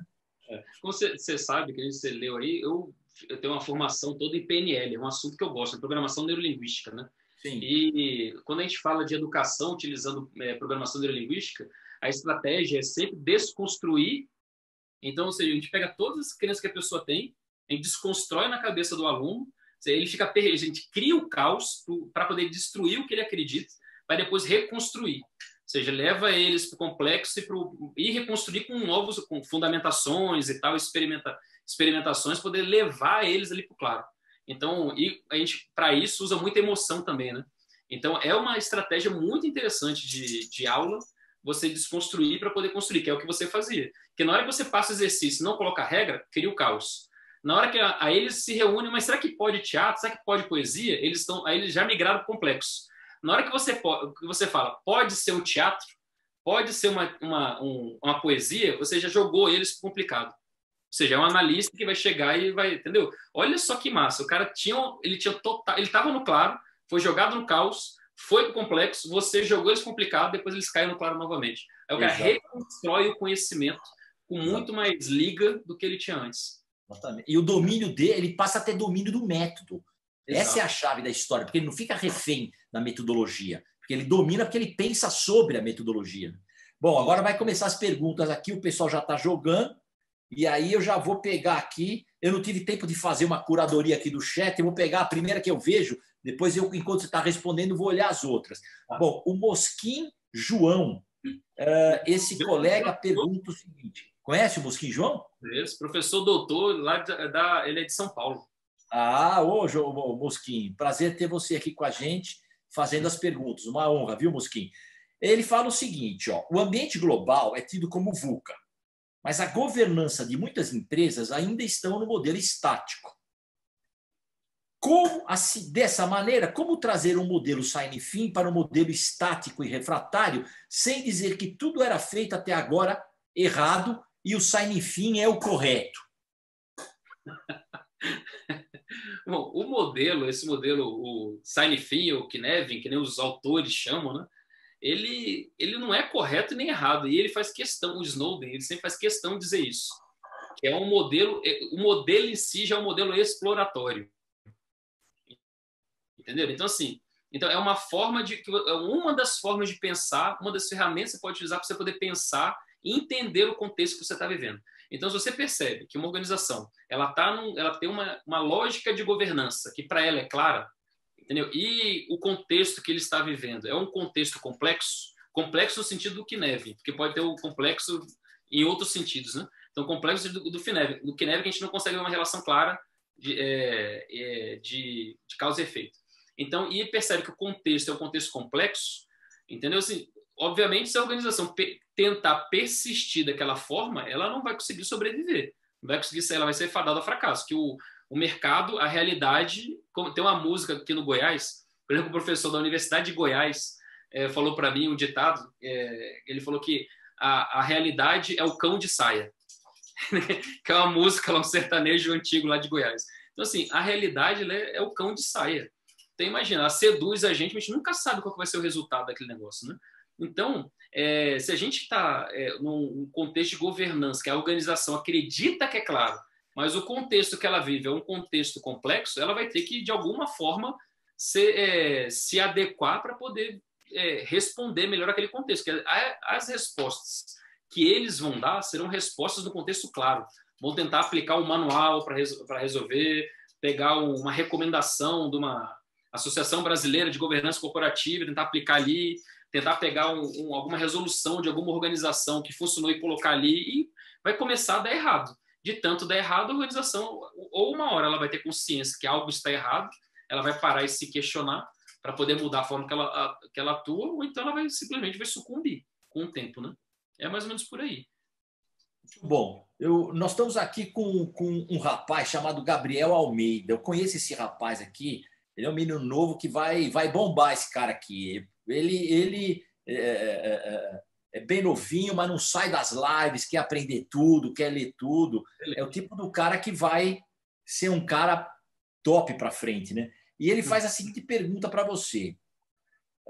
Leandro, em sua opinião, como que a gente consegue implantar uma jornada colaborativa, né, para que a gente possa gerar inovações num ambiente de trabalho completamente tradicional? Que dica que você dá? Bom, um ponto interessante é que quando você começa a estudar inovação, existe um dos mitos da inovação que, infelizmente, esse mito ainda é muito restrito, entende como mito muito mais a academia do que o mercado. O mercado ainda acha que isso é verdade, mas que não é só um mito. De que a existência de regras limita a inovação. E, pelo contrário, a existência de regras de disciplina favorece a inovação. Então, já tem vários... o pessoal nem estuda mais isso academicamente, que isso já é batido esse conceito. Então, assim, as regras... E um exemplo clássico disso é a música, ou o português. São 7 notas musicais, existe uma lógica para poder utilizar, sequenciar as notas musicais, e nem por isso deixa de ter novas músicas, novas e lindas músicas. A mesma coisa é escrita, poesia, são 27 letras, né, 29, sei lá, no alfabeto. Existe uma lógica para você poder sequenciar aquelas letras, para ela poder fazer sentido, e nem por isso deixa de surgir novas poesias, novos textos. Então, não é regra que limita a inovação. Então, primeiro, você tendo consciência disso, então, mesmo você vivendo num ambiente altamente disciplinado, altamente hierárquico, com várias regras, você tendo consciência disso, é o primeiro passo para você começar a ver possibilidades. E o que eu sempre falo é o seguinte, beleza que o contexto global, ele te limite a atuação, mas a gente sempre tem algo que é de nossa governança. Pode ser pouco, mas é algo de nossa governança. E você tentar aplicar essa inovação, essa tentativa de fazer diferente dentro do seu mundinho. E pode ser uma mudança no pequeno relatório, uma mudança, uma coisa boba. Eu tenho uma teoria que é minha, que eu falo, às vezes o pessoal até ri disso, que eu acredito que as organizações evoluem por inveja organizacional. É uma teoria minha. Assim, as organizações evoluem por inveja organizacional. O que é inveja organizacional? Que quando alguém começa a fazer algo legal e que dá certo, que começa a apresentar resultados às organizações, outras áreas ou outra pessoa fica com inveja. Olha assim, pô, como é que esse cara está fazendo? Está dando certo. O que ele fez? Ah, ele fez isso, vou fazer também. Entendeu? Então, assim, se você não tem um contexto propício para fazer algo diferente, com certeza você existe algo que é sob a sua governança, que você consegue atuar. Às vezes é algo pequeno. E nesse pouquinho, nesse pequenininho, você faz esse algo diferente, que alcançando resultado vai gerar alguma inveja organizacional e vai te ajudar a ampliar. Entendeu? E acho que é por aí que a gente consegue ir mudando as organizações. Não aceitar que simplesmente porque tem regra não vai mudar. Entendeu? Muito bom. Bom, temos algumas perguntas aí que tratam sobre o Estado, né? Você mora em Brasília, não tem jeito, nós não podemos fugir às questões que estão em torno da administração pública, né? A Aline Ferrari faz uma pergunta, mas antes eu vou fazer uma introdução. Até agradeço a pergunta da Aline Ferrari aqui que ela fez para você. Mas vamos lá. Recrutamento e seleção do setor público. Bom, todo mundo sabe que a competência de um trabalhador não está só no domínio cognitivo que ele tem, mas também nas habilidades e nas atitudes, né? E num mundo tão complexo quanto esse, a atitude, você falou de soft skill, ela é absolutamente determinante, a nível de domínio de ferramentas, etc. Agora, você tem uma seleção, né? Sem menosprezar o setor público, acho o funcionário público uma maravilha e tal, mas a gente tem que aprimorar, a vida é essa. Se você tem uma seleção razoável, amanhã vão ser boa, depois da manhã tem que ser ótima, essa é a lógica. Mas a gente não consegue sair da fórmula de um processo seletivo baseado na base de conhecimento. E a gente está importando para dentro do setor público, notadamente jovens que têm uma capacidade de decorar a apostila, que são jovens inteligentes, porque essa capacidade de você decorar muita informação e articular isso em modelos mentais é um exercício intelectual relevante. E eu admiro o jovem que consegue fazer isso. Mas acontece que a gente está esquecendo a perna mais importante da competência, que é a experiência, que é o domínio de habilidades, de atitude no tempo. Não é no tempo presente, é no tempo. Quanto mais tempo, mais experiência. E quando a pessoa tem muita experiência, ela não tem tempo para perder para decorar livro. Por isso ela tende a não passar nos concursos públicos, porque ela tem outras atividades. Então nós estamos dentro de um paradoxo. Esse paradoxo não é brasileiro, é global. Então o problema é, o que nós temos que fazer nos processos seletivos do setor público? Ou como é que vai ser esse processo no futuro? O que você tem para dizer sobre isso? O que eu acho, o que eu entendo, que eu conheço, eu já fui até servidor público, já passei concurso, já tive dentro e saí. E hoje em dia, como consultor, eu eventualmente ajudo alguns órgãos, como por exemplo a ENAP, por exemplo, a selecionar professores para os cursos que eu fui contratado para desenvolver na ENAP, por exemplo. gente faz o edital, aquela coisa toda e tal. O que eu percebo que é o método, os métodos que estão mais avançados de seletivos não é o mero concurso público que cobra decoreba, que cobra memória. Então, por mais que o pessoal mas tem que ter uma inteligência, mas é uma inteligência rasa, né? Assim, é só simplesmente pegar aquele conhecimento que foi decorado e aplicar naquele contextozinho ali. Então, assim, o que eu vejo que é mais evoluído é, por exemplo, aquelas seleções que ocorrem para procurador do Estado, por exemplo, que tem a etapa, sim, que mede o QI, que é importante, sim, o QI, que é basicamente a prova, que tira o pessoal que não entende nada, que não tem menor fundamento. Então, é um primeiro filtro. E depois tem várias etapas ali de apresentação de casos reais, de prova subjetiva, depois apresentação de casos reais. Então, assim, eu acho que é o que mais se adequa, aliás, é o que mais está avançado no serviço público. Então, por exemplo, lá em ENAP, a gente fez um processo seletivo lá para instrutores, facilitadores, de formação de facilitadores para atuar. Olha só o que a gente fez. Primeiro fez uma prova de títulos, basicamente. Então, já fez a peneira, tirou o pessoal que não tinha experiência nenhuma. Aí o pessoal entrou em sala de aula, eles assistiram uma aula para aprender o método, depois tiveram que dar uma aula para poder, ou seja, eles foram avaliados operando. Entendeu? E essa avaliação operando foi que realmente, aí sim, selecionou as pessoas. Entendeu? Agora, qual que eu acho que é o futuro da seleção? Eu acho que esses dois casos são os mais avançados que tem. Eu acho que pode ir tateando, experimentando por aí, porque é um contexto complexo. Então, a gente tem que ir experimentando várias fórmulas diferentes. Né? Agora, eu acho que aquele processo seletivo antigo, que simplesmente prova, testar só o conhecimento, testa só o QI do camarada. Não testa outras habilidades, que a gente comentou, habilidades digitais ou habilidades comportamentais, que são soft skills.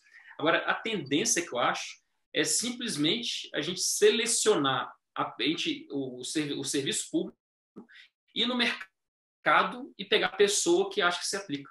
É isso. Eu acho que a evolução é essa. Não ter este contexto, não ter esse processo seletivo gigantesco que tá, simplesmente o Carbone é um cara bom. Por que não pegar que é o que acontece hoje com o DAS, né? Então o DAS é de livre nomeação, livre exoneração. Então eu posso ir no mercado e pegar uma pessoa que seja boa. Aí existem alguns critérios mínimos que você pode colocar ali, que existem alguns órgãos do estatuto interno, regimento interno, que a pessoa tem que ter no mínimo um mestrado, no mínimo tantos anos de experiência para ocupar aquele cargo. Mas o órgão público vai direto no mercado, olha ali e seleciona a pessoa que está ali. Aí, mas não é um processo amplo. E por que tem que ser tão amplo assim? Essa amplitude, por acaso, favorece ter o melhor recurso lá dentro? A gente vê vários casos que não, né? Por que não se tomar pelo relacionamento também? Mas aí o que você está falando, acho que era até bom, uma coisa que eu gosto de falar, sempre que eu sou chamado para falar sobre recrutamento de seleção no setor público, eu abordo essa questão do DAS, que o que ocorre, a dinâmica de nomeação de DAS no país, ela funciona de uma maneira complicada. E isso não é um processo acusatório, porque eu nunca gosto de ficar acusando, porque quando você acusa para alguém, também você está se auto-acusando. Essa estratégia não é boa. Essa estratégia de só acusar os outros é estratégia política. Né? Isso serve para um tipo de ação na comunidade, mas não serve para todas. Mas, refletindo sobre o problema do DAS, quando o governo toma posse, ele não tem quadros. Porque o número de profissionais para você colocar dentro do setor público é gigantesco. Então, não há processo seletivo que sustente. Eu acompanhei isso. Mesmo porque o prédio do Banco do Brasil normalmente fazia a transição. E eu vi o que acontecia politicamente, né? A transição de governo. Né? Então, o que acontece é que os caras saem catando, fazem uma análise de currículo que é, do seu ponto de vista político. Quem tem um volume bom de cursos e é do partido político. E eu não estou falando isso que está errado. Então, não há tempo para fazer bons processos seletivos, porque você não preparou o Estado para dar ferramenta para esses caras poderem fazer a transição. Então, o que eles fazem é nomear as pessoas que eles conhecem, que são mais ou menos boas. Se o governo vai bem, eles podem trazer gente boa para lá, porque eles têm controle político da situação.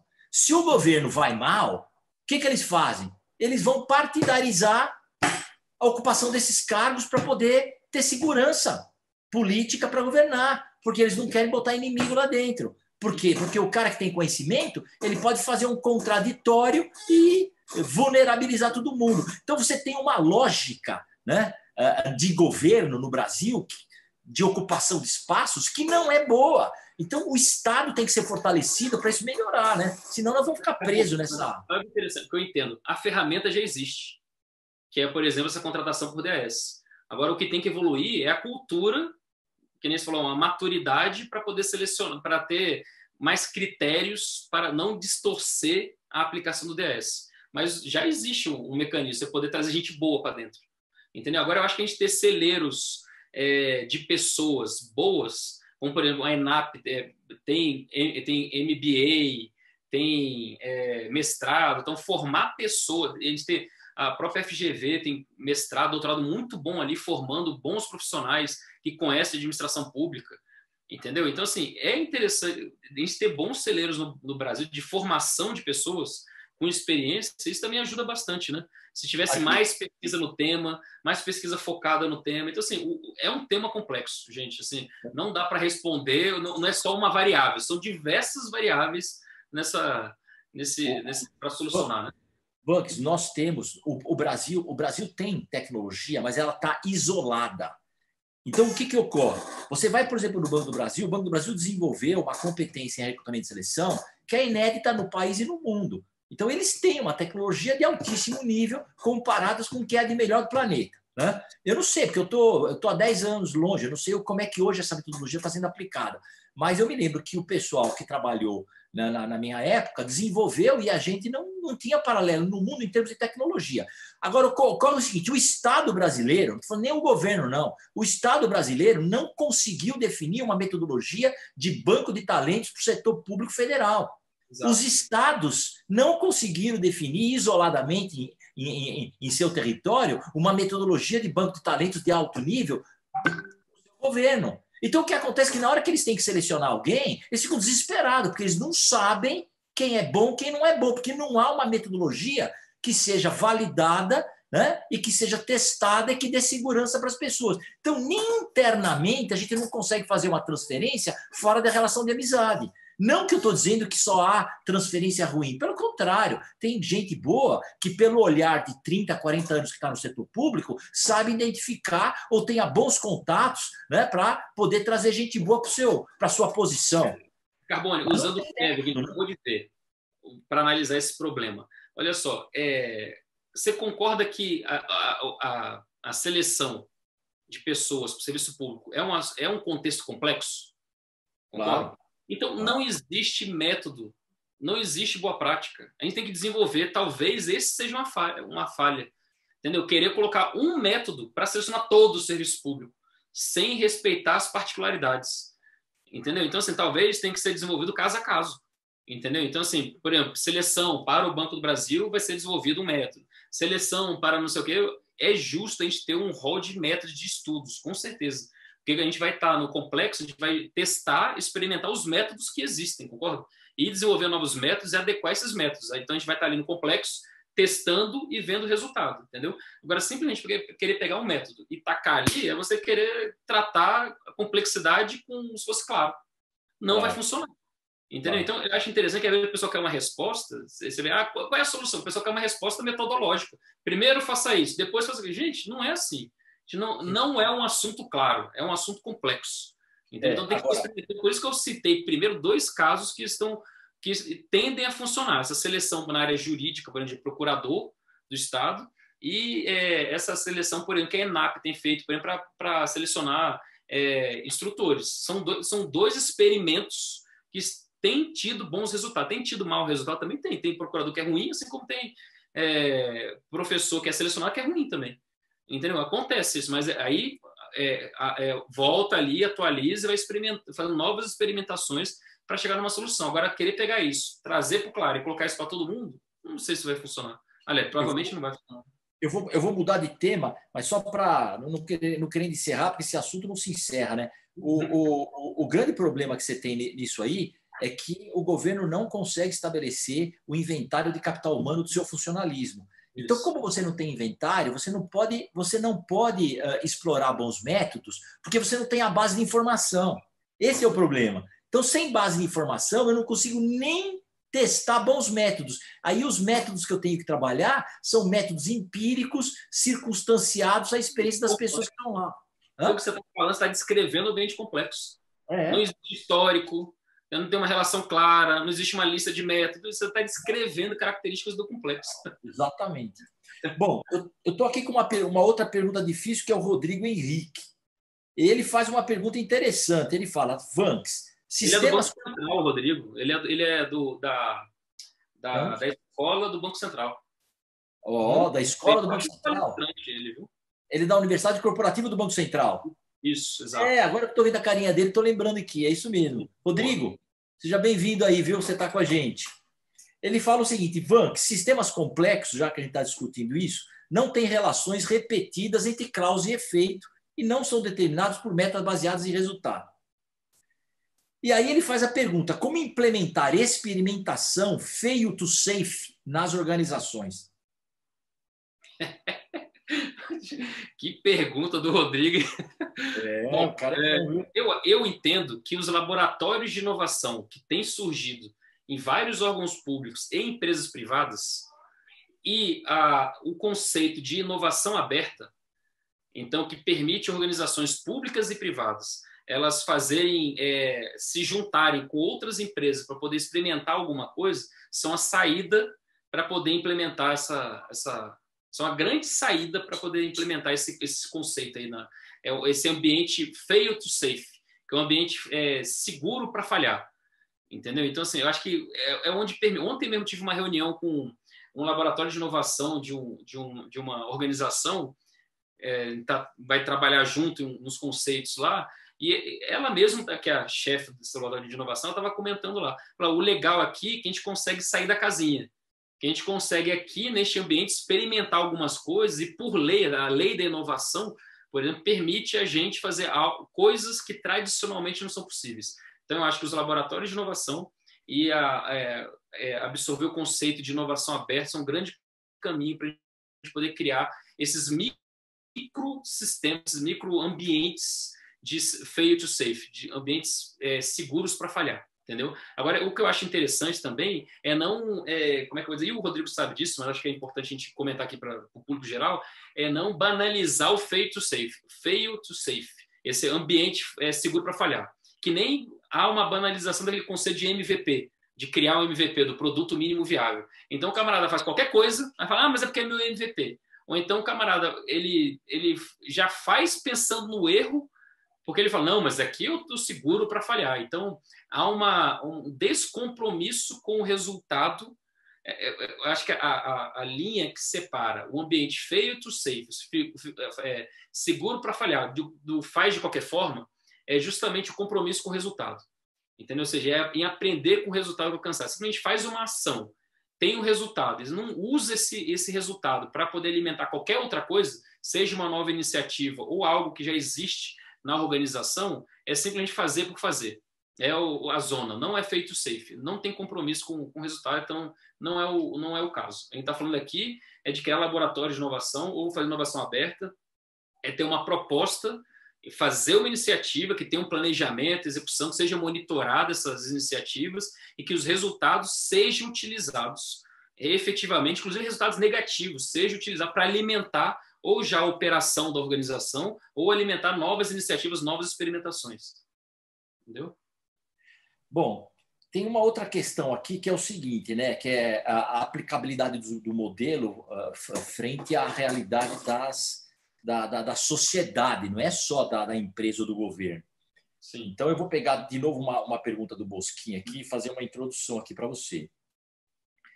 Quando você se a tua empresa for processada por um funcionário que trabalha com você, a primeira coisa que o juiz vai te perguntar é me dá a descrição do cargo desse cara para ver se houve disfunção. Sim. E se o rapaz que trabalhava para você, você contratou ele para ser assistente teu aí e para controlar a tua agenda e tal, e esse moleque está fazendo consultoria, você vai ser processado dizendo que você fez desvio de função e ele vai receber o salário de consultor. Legal? Sim. Então, a sua empresa é nova, é dinâmica, mas você é processada pelo modelo de pensamento antigo.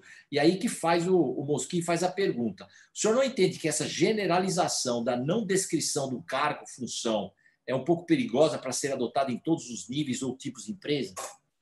Não, sem dúvida. Mas não foi isso que eu falei, Mosquinho.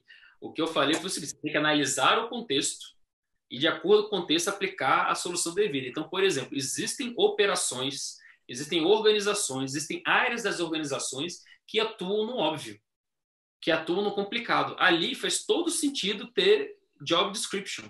Agora, você está num contexto de complexidade ou um contexto caótico, não faz sentido você ter um job description ali, porque as pessoas vão quebrar as suas limitações normativas para poder achar soluções.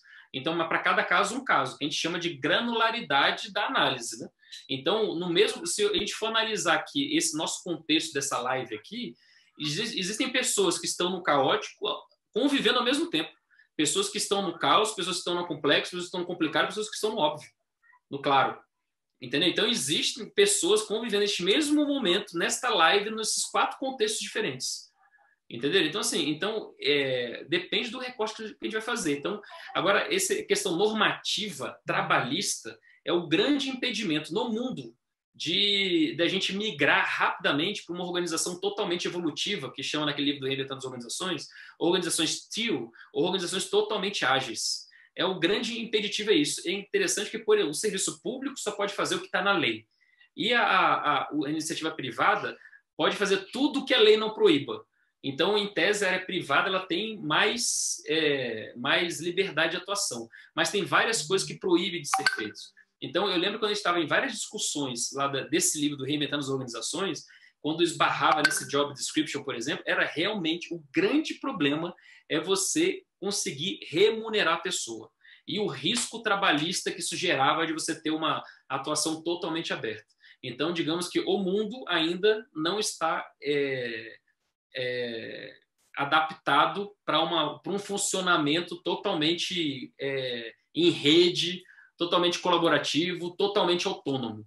A gente ainda tem várias regras que limitam essa total autonomia. E existem alguns contextos que nem faz sentido ter essa autonomia, ou ter essa liberdade toda. Com certeza tem contextos que isso não faz sentido. Não só contextos globais, como microcontextos também. Beleza?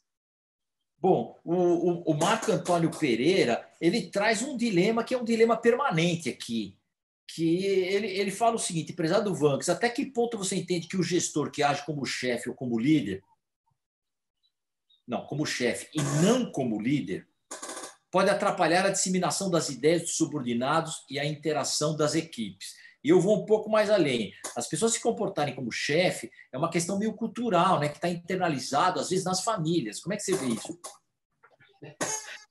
Com certeza, o chefe ele pode moldar ou ele pode acrescentar restrições ou retirar restrições.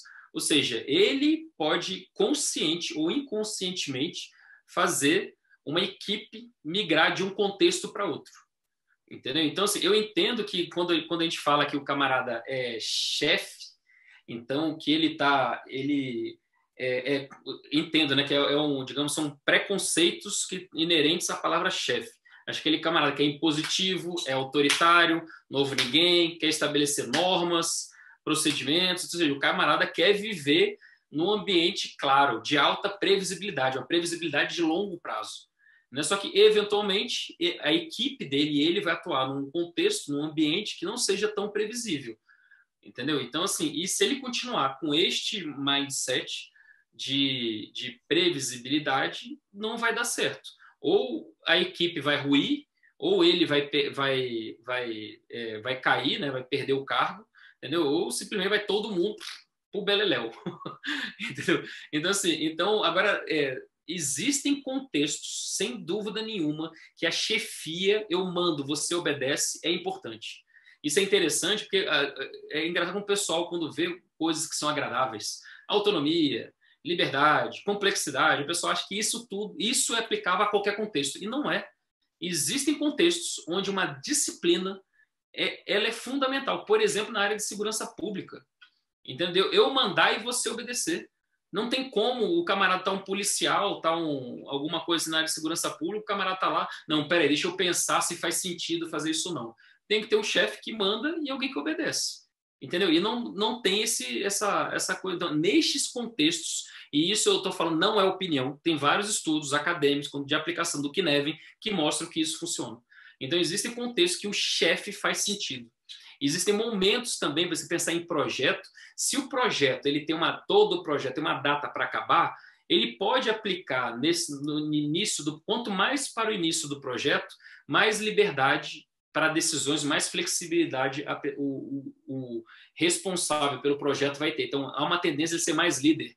Quanto mais para o final do projeto, menos flexibilidade e resposta às mudanças ele vai ter. Então, há uma maior tendência dele ser chefe. Entendeu? É que nem eu chegar para você, eu vou fazer uma casa para o Carbone, ele me contrata, faz com que eu sou engenheiro, construir uma casa para ele. Ele, no primeiro dia de obra, ele fala, tem como mudar a porta de lugar? Eu, claro, não tem problema nenhum. Então, eu sou mais receptivo à mudança. Agora, na véspera de entregar a casa, ele tem como mudar a cor da parede? Ou seja, uma mudança bem mais simples, mas ele pede na véspera de entregar o projeto. Eu falo, claro que não. Então, você é muito mais chefe com a minha equipe, de não autorizar mudanças, por exemplo. Entendeu? Então, assim, você vê que existe um espectro e que é sempre análise de contexto e gente, a nossa atuação, eu respondi até recentemente num grupo, comentei com isso, a nossa atuação, ela, em qualquer situação, ela nunca é prescritiva no mundo, na vida. Ela sempre tem que analisar o contexto, analisar a complexidade, ver qual é o ferramental que a gente tem e fazer o ajuste e aplicar. Nunca é o negócio assim, é isso, faz isso, é isso, faz aquilo. Normalmente não é assim, né? Sempre aí tem que analisar. Por isso que tem um fator humano, da inteligência da pessoa, que ela saber aplicar o conhecimento para ter resultados. Não é isso? Bom, vamos lá, vamos falar da educação e nós vamos fechar a nossa live com a questão da educação. Certo. Então, a Verônica que me faz uma provocação, a Verônica Corilho, acho que você conhece ela, não conhece? Verônica? De onde? Corilho Mentor. Conhece, não conhece a Verônica? Acho que você conhece, deve conhecer ela. Bom, vamos lá. A questão é o seguinte, vou fazer uma introdução antes para você. Nos Estados Unidos, você tem as melhores escolas do mundo. Não é por outra razão que os jovens que querem entrar no mundo do negócio, eles vão fazer os MBAs nas escolas americanas. Legal? Quando eu falo que são as melhores escolas do mundo, quem determinam as melhores escolas do mundo são os próprios americanos. Elas são as melhores escolas do mundo na visão dos americanos. E eu não estou contestando, eu só estou refletindo. Legal? Não estou querendo dizer se é ou não é, isso não é problema meu. Mas os americanos elegeram as 10 melhores MBAs do mundo, que normalmente 9 são americanas, aí aparece de vez em quando um da França. De vez em quando, né? Ou de vez em quando pode aparecer um mas depois tiram, né? Tiram e vão, e aí eles fazem um rodízio de outro lugar, de vez em quando. Muito bom. E não é crítica aos americanos, porque os caras são bons. Não estou entrando no mérito disso. Só estou dizendo que são eles que montam as escalas de avaliação. E é evidente que nessas escolas tem grandes professores, que eles também elegeram e que eles também formaram. E tem professores de outros países que estudaram em território americano. Tem indiano, tem coreano, tem chinês, né? Porque eles são, né, de fato, uma nação que promove a convergência de cabeças para aquele país. Muito bom. Se você entrar num MBA americano, o que eles vão mais investir é em interação e na aula presencial. Não tem conversa. O MBA inteirinho roda presencialmente. E se você pegar o teu celular durante 3 vezes, você é capaz de ser expulso da escola. Durante a sala de aula e ficar irritando o professor. Porque ele fala, aqui você paga para você poder pensar. Eu não estou dizendo que isso está certo. Eu não estou dizendo que isso é o melhor modelo. Não é isso. Eu estou dizendo como é que funciona. Se é o melhor modelo ou não, cada um que pense como é que é. O que ocorre é, né, como resultado, o aluno que passa por esse processo de um MBA de altíssimo nível nos Estados Unidos tem garantia de emprego em qualquer lugar do mundo, ganhando muito bem. É garantia. As empresas disputam essa moçada antes deles saírem. Há toda uma lógica de captura dessa molecada. Porque as empresas valorizam a educação do lado de gente boa. As empresas querem que esse aluno vivencie com bons alunos, com bons colegas, com bons professores e viajem para fazer cursos em outros países. O que esses MBAs fazem, interação com outras universidades no mundo todo. Eles são, na verdade, uns hubs de educação, onde eles vão jogando a molecada durante o MBA para ir na Índia, para ir em Hong Kong, para ir no Brasil, para ir na Argentina, para ir na Alemanha, e a molecada tem que se formar numa visão multidisciplinar e desenvolver competência ao tempo, técnica ao tempo que desenvolve competência comportamental, que é o soft skill. Legal? Bom, ato contínuo, o que o Brasil e os países em desenvolvimento estão fazendo? Eles estão apostando tudo na educação à distância. Não é porque o governo quer, porque se esperar o governo que está aí ou outros, a aposta em educação à distância é mínima. O Covid que veio simplesmente jogar uma bomba e colocou todo mundo na educação à distância. Mas se você for para a iniciativa privada, que estão formando milhares de gente em programas de graduação e de especialização, está tudo à distância, inclusive a preço de banana. Você compra a pós a R$100 por mês ou compra a pós a R$100 a pós inteira. Legal? Bom, qual é o futuro da educação digital? Qual é o futuro da educação e da importância do digital num mundo caótico e complexo? Como é que você vê isso? Que pergunta. Essa é a última, né? Eu não quero pergunta mais difícil que essa, não. Bom, eu entendo que quando a educação evoluir mais, que a gente está num momento, é um campo complexo, é um contexto complexo, sem dúvida nenhuma. Várias variáveis, não tem solução pronta. O pessoal está tentando, até hoje, aplicar aquele mesmo método do ambiente que era claro no ambiente complexo, que são aquelas carteiras, aquela coisa lá, então não está funcionando direito, a gente já está vendo isso. Mas a força para poder manter o sistema do jeito que está, com as diversas forças de poder aí que existem, ficam brigando, resistindo, fazendo resistência para a gente poder evoluir, né? Agora, de qualquer forma, eu entendo que as duas, o digital e a presencial, vão coexistir. Você vê que a gente, por exemplo, nesse evento aqui que você organizou, Carbone, você consegue trazer pessoas que nem estão fisicamente na mesma cidade que você. Então, assim, eu dei uma aula recentemente na FGV, eu trouxe um camarada que estava em Miami, o outro que estava na Europa, o outro que estava em São Paulo e outro que estava aqui em Brasília. Então, a gente consegue trazer pessoas de fora graças ao digital. Então, a gente consegue fazer várias colaborações interessantes porque a gente está utilizando o digital. Então, eu entendo o seguinte, que, primeiro, eu entendo realmente que essas formações grandes vão acabar. Eu acho, né? Eu acho que vai ser aquelas micro cursos que eles juntos, juntar 10, 5, não tem número exato, vão juntar 10, 5, 7 e esses microtrabalhos, mais com a experiência que a gente tem, vão habilitar alguma competência na pessoa. Então, na realidade, eu acho que a gente vai trabalhar mais por capacidades, desenvolver capacidades, e no momento que o problema se apresente, a gente vai juntar a capacidade e desenvolver uma nova competência. Eu acho que tende a isso. E eu acho que algumas capacidades podem ser desenvolvidas presencialmente e outras podem ser desenvolvidas digitalmente. Eu sou melhor para o digital, eu sou melhor para o presencial. Então, acho que os dois vão desenvolver. Eu acho que existem coisas que o digital não supre e coisas que o digital não supre. Então, você vê, por exemplo, num curso, eu fiz uma live recente com aquela Universidade de Projeção, com a Universidade aqui de Brasília, uma faculdade aqui de Brasília, e ele falou, teve uma pergunta do aluno, o soft skills é ensinado, que foi uma live sobre soft skills, o soft skills é ensinado para os alunos de graduação? Eu falei, certamente. É algo que é muito ensinado em qualquer curso, mas não é colocado no programa. Que é, por exemplo, você tem um professor que é babaca, um professor que é legal, existem os alunos que não querem nada, você tem que fazer um trabalho, conviver com diversos tipos de alunos, tem que interagir com esses alunos, com seus colegas, tem que interagir com os professores, que está preparando a pessoa para o mercado de trabalho, ter aquele colega de trabalho que não quer nada, o colega que quer tudo, totalmente dedicado, o chefe babaca, o chefe legal. Isso é ensinado naquelas interações que ocorrem ali, melhor ensinado presencialmente do que digitalmente. Mas também digital é possível também ter essa aprendizagem. Agora, um ponto que eu acho interessante é o seguinte, o que vários instituições de ensino estão fazendo é digitalizando os processos educacionais. E não é isso. Tem que repensar a educação sob o ponto de vista digital. Então, os cursos, as interações têm que ser completamente reformulados. E alguns, eu acho, como você falou, deu entender no começo também, não dá para ser totalmente presencial e outros nem dão para ser totalmente digital.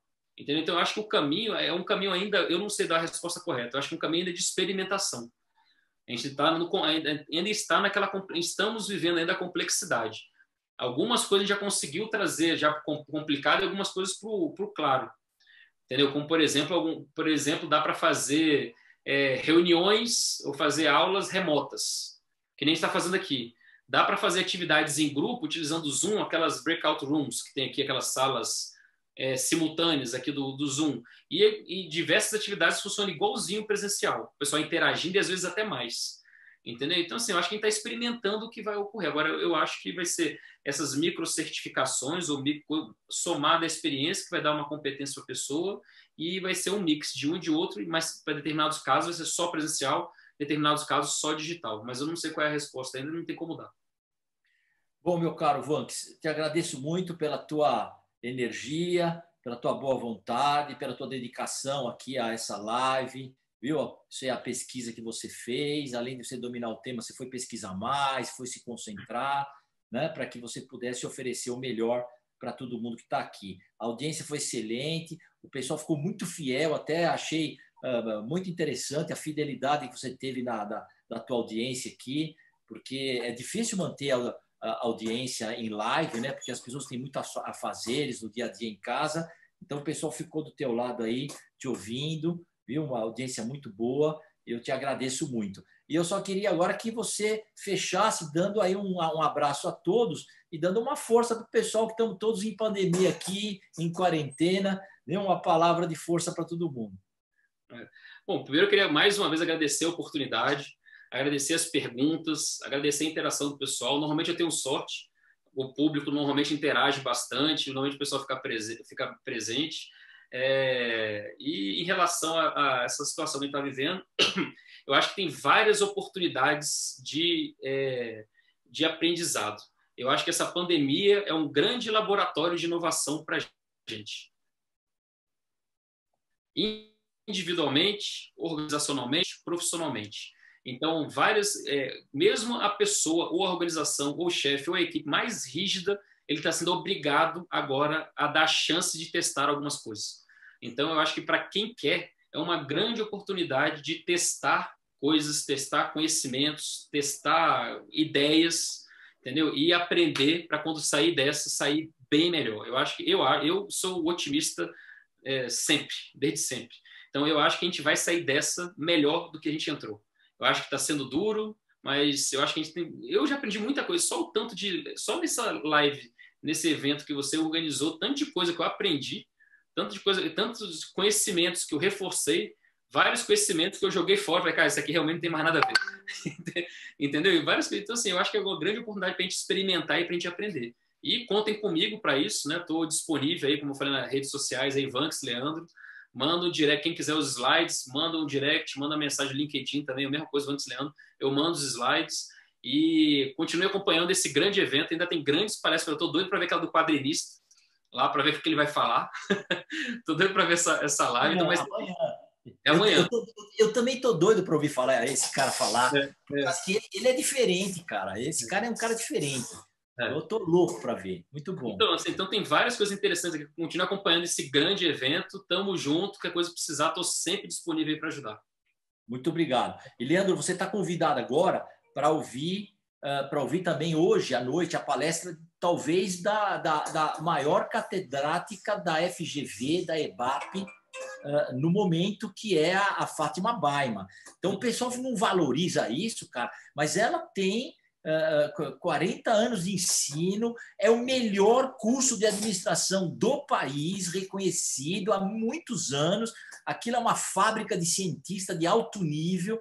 Então, e essa mulher é uma professora hoje que permaneceu lá. Antes era a Silvia Vergara, né, que ela Sim. continua apoiando, né, que é outro monumento, né? Você tem o Paulo Todo Mota. mundo que fez TCC conhece ela, não é possível. Então, exatamente. Então, você tinha lá o Paulo Mota, você tinha a Silvia Vergara, né? Eles já, pela idade, estão com uma atuação menor, e aí a Fátima Baima ela tem hoje uma importância enorme naqueles programas de graduação, pós-graduação, mestrado, doutorado, pós-doutorado. Então, ela vem falar sobre educação na era do Covid. Mas o que eu quero da Baima é ouvi-la, né? Porque é uma experiência magnífica em educação. Então, todo mundo está convidado.